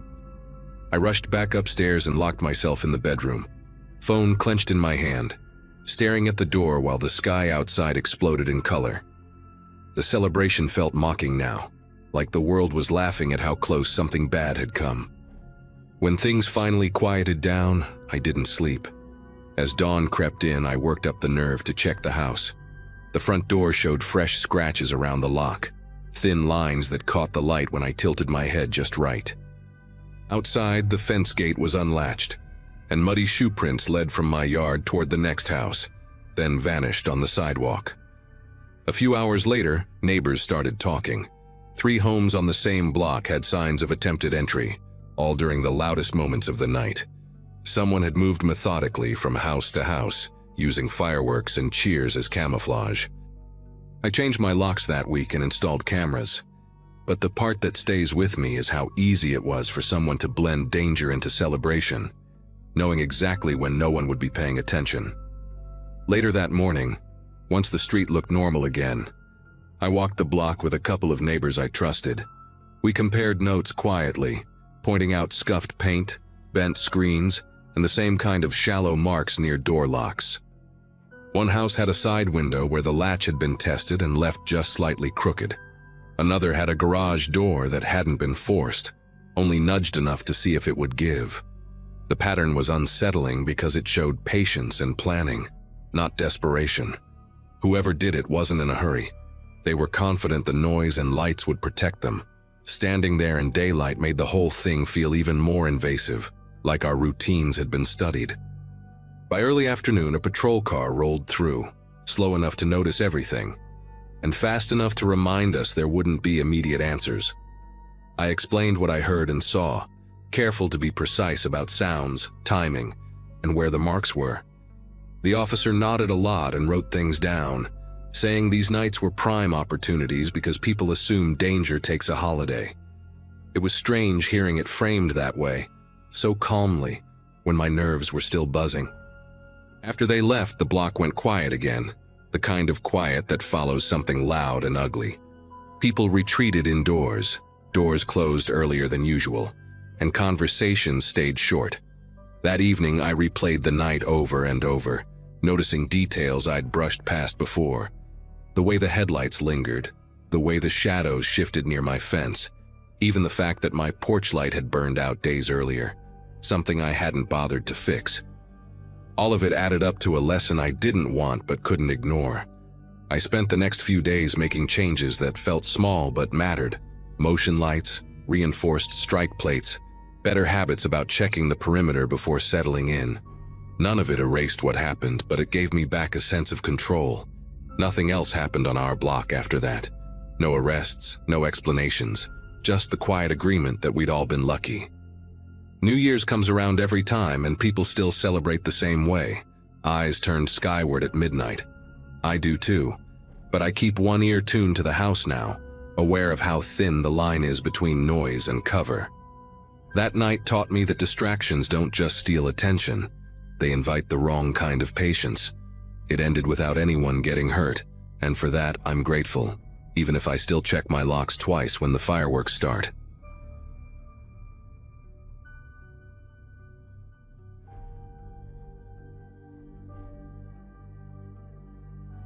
That night unfolded during a New Year's public celebration downtown, the kind with temporary stages, food trucks, and countdown screens tied to streetlights. I was living in a small apartment a few blocks away, sharing the place with two friends, and life felt steady back then.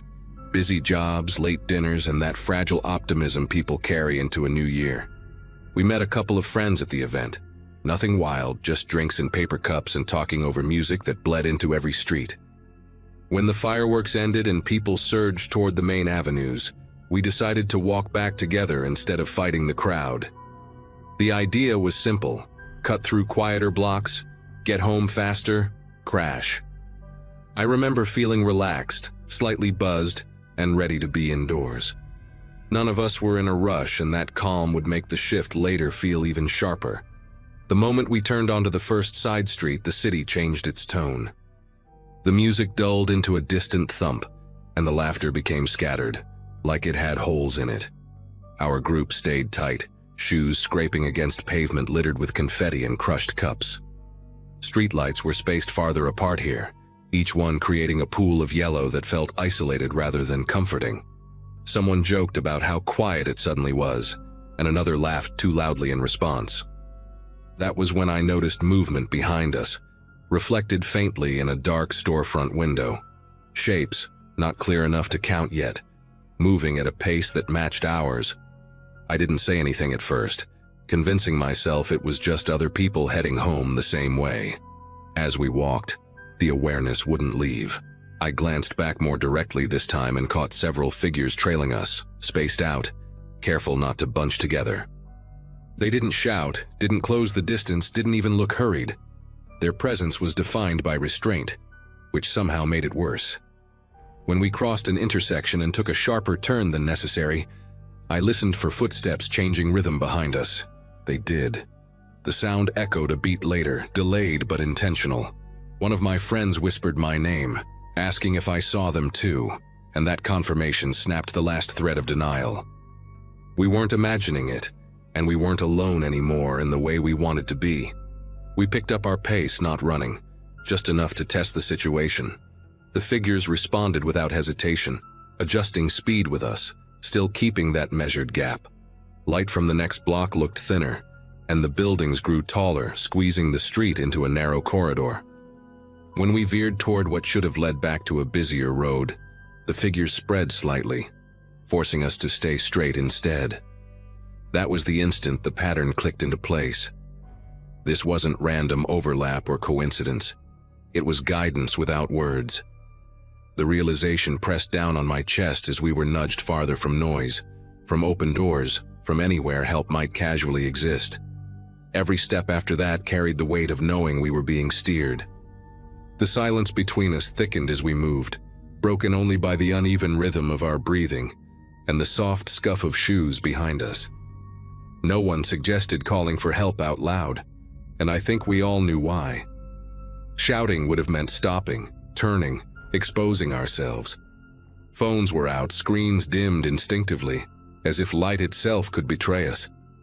I remember the smell of damp concrete and old trash, sharper than it should have been, like my senses were overcorrecting. The figures stayed just far enough back to avoid being caught in direct light, faces swallowed by shadow, outlines dissolving whenever we tried to focus on details. That distance felt calculated, like a leash held loose on purpose. We reached a stretch where the streetlights thinned even more, one of them flickering like it was deciding whether to stay on. Someone muttered that this wasn't right, that we should cut through a courtyard ahead to reach a more open block. As soon as we slowed to change direction, the figures shifted again, spreading wider, occupying the edges of the street without ever fully blocking it. The message landed without words. Keep moving forward. My mouth went dry, and every plan I tried to form collapsed before it could take shape. They didn't rush us, didn't threaten us, didn't need to. Control didn't come from speed or force. It came from certainty. At one point, I tried something small, almost pathetic in hindsight. I dropped my keys, letting them clatter loudly against the pavement, and bent to pick them up slower than necessary. The idea was to see if they'd close in. They didn't. Instead, they stopped too, freezing the space behind us into a silent standstill. That pause was worse than movement. It felt like an acknowledgement, like they knew exactly why I did it and wanted me to know they were paying attention. When I straightened and started walking again, they followed, footsteps resuming in perfect sync, as if the street itself had learned how to breathe behind us. We were nearing a stretch of buildings with no windows at street level, long blank walls that reflected sound in strange ways. My heart hammered so hard it felt visible, like it might show through my jacket. One of my friends whispered that we needed people, light, anything, and pointed toward a narrow passage that cut between two buildings. It wasn't ideal, but it was unpredictable. We turned into it suddenly, all of us at once, shoes slipping slightly on damp ground. For a split second, the footsteps behind us stopped.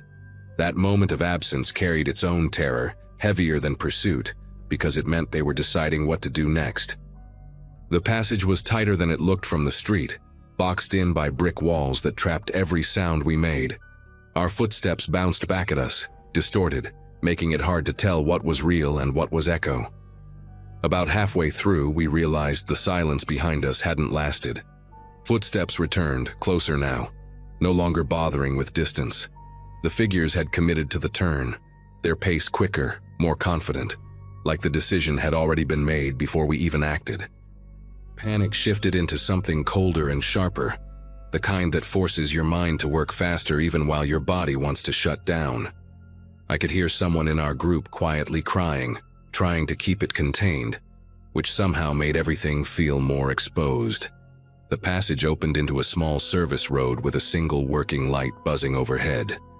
In that harsh glow, I finally caught clearer glimpses of them. There were at least 4, maybe 5, dressed in layers that didn't stand out individually, but blended together into a uniform of dark fabric and stillness. No one said a word. Their faces stayed angled just enough to avoid being fully seen, but their attention was unmistakably fixed on us. One of them raised a hand, not pointing, not waving, just lifting it slightly, and the others adjusted their positions without looking at each other. That small gesture told me everything I needed to know about how coordinated this was. Adrenaline pushed us to move again, this time faster, nearly breaking into a run. The road sloped upward toward a block where I knew there were residential buildings, balconies, maybe even someone awake. The figures followed, but now the gap was smaller, the intention less hidden. I could hear the scrape of their shoes clearly, each step deliberate. We reached a corner where light spilled out from a convenience store at the end of the block, its windows glowing like something unreal. Without speaking, we sprinted for it, abandoning any attempt at subtlety. Behind us, footsteps accelerated too, finally loud, finally honest about what they were doing. We burst into the light, breath ragged, nearly colliding with a couple standing outside the store. The figures stopped just short of the glow, their outlines retreating instinctively, as if light itself drew a boundary they wouldn't cross. They didn't scatter or run. They simply stepped back, melting into darker streets with the same discipline they'd shown all night. We stayed there longer than necessary, shaking, trying to explain ourselves in half-sentences to confused strangers. Eventually, we took the long way home, sticking to crowded roads, lights, noise. To this day, I don't know who they were or what would have happened if we hadn't reached that store, but I do know this. They weren't lost, they weren't drunk, and they weren't curious. They knew exactly where they wanted us to go, and that's what still keeps me awake some nights.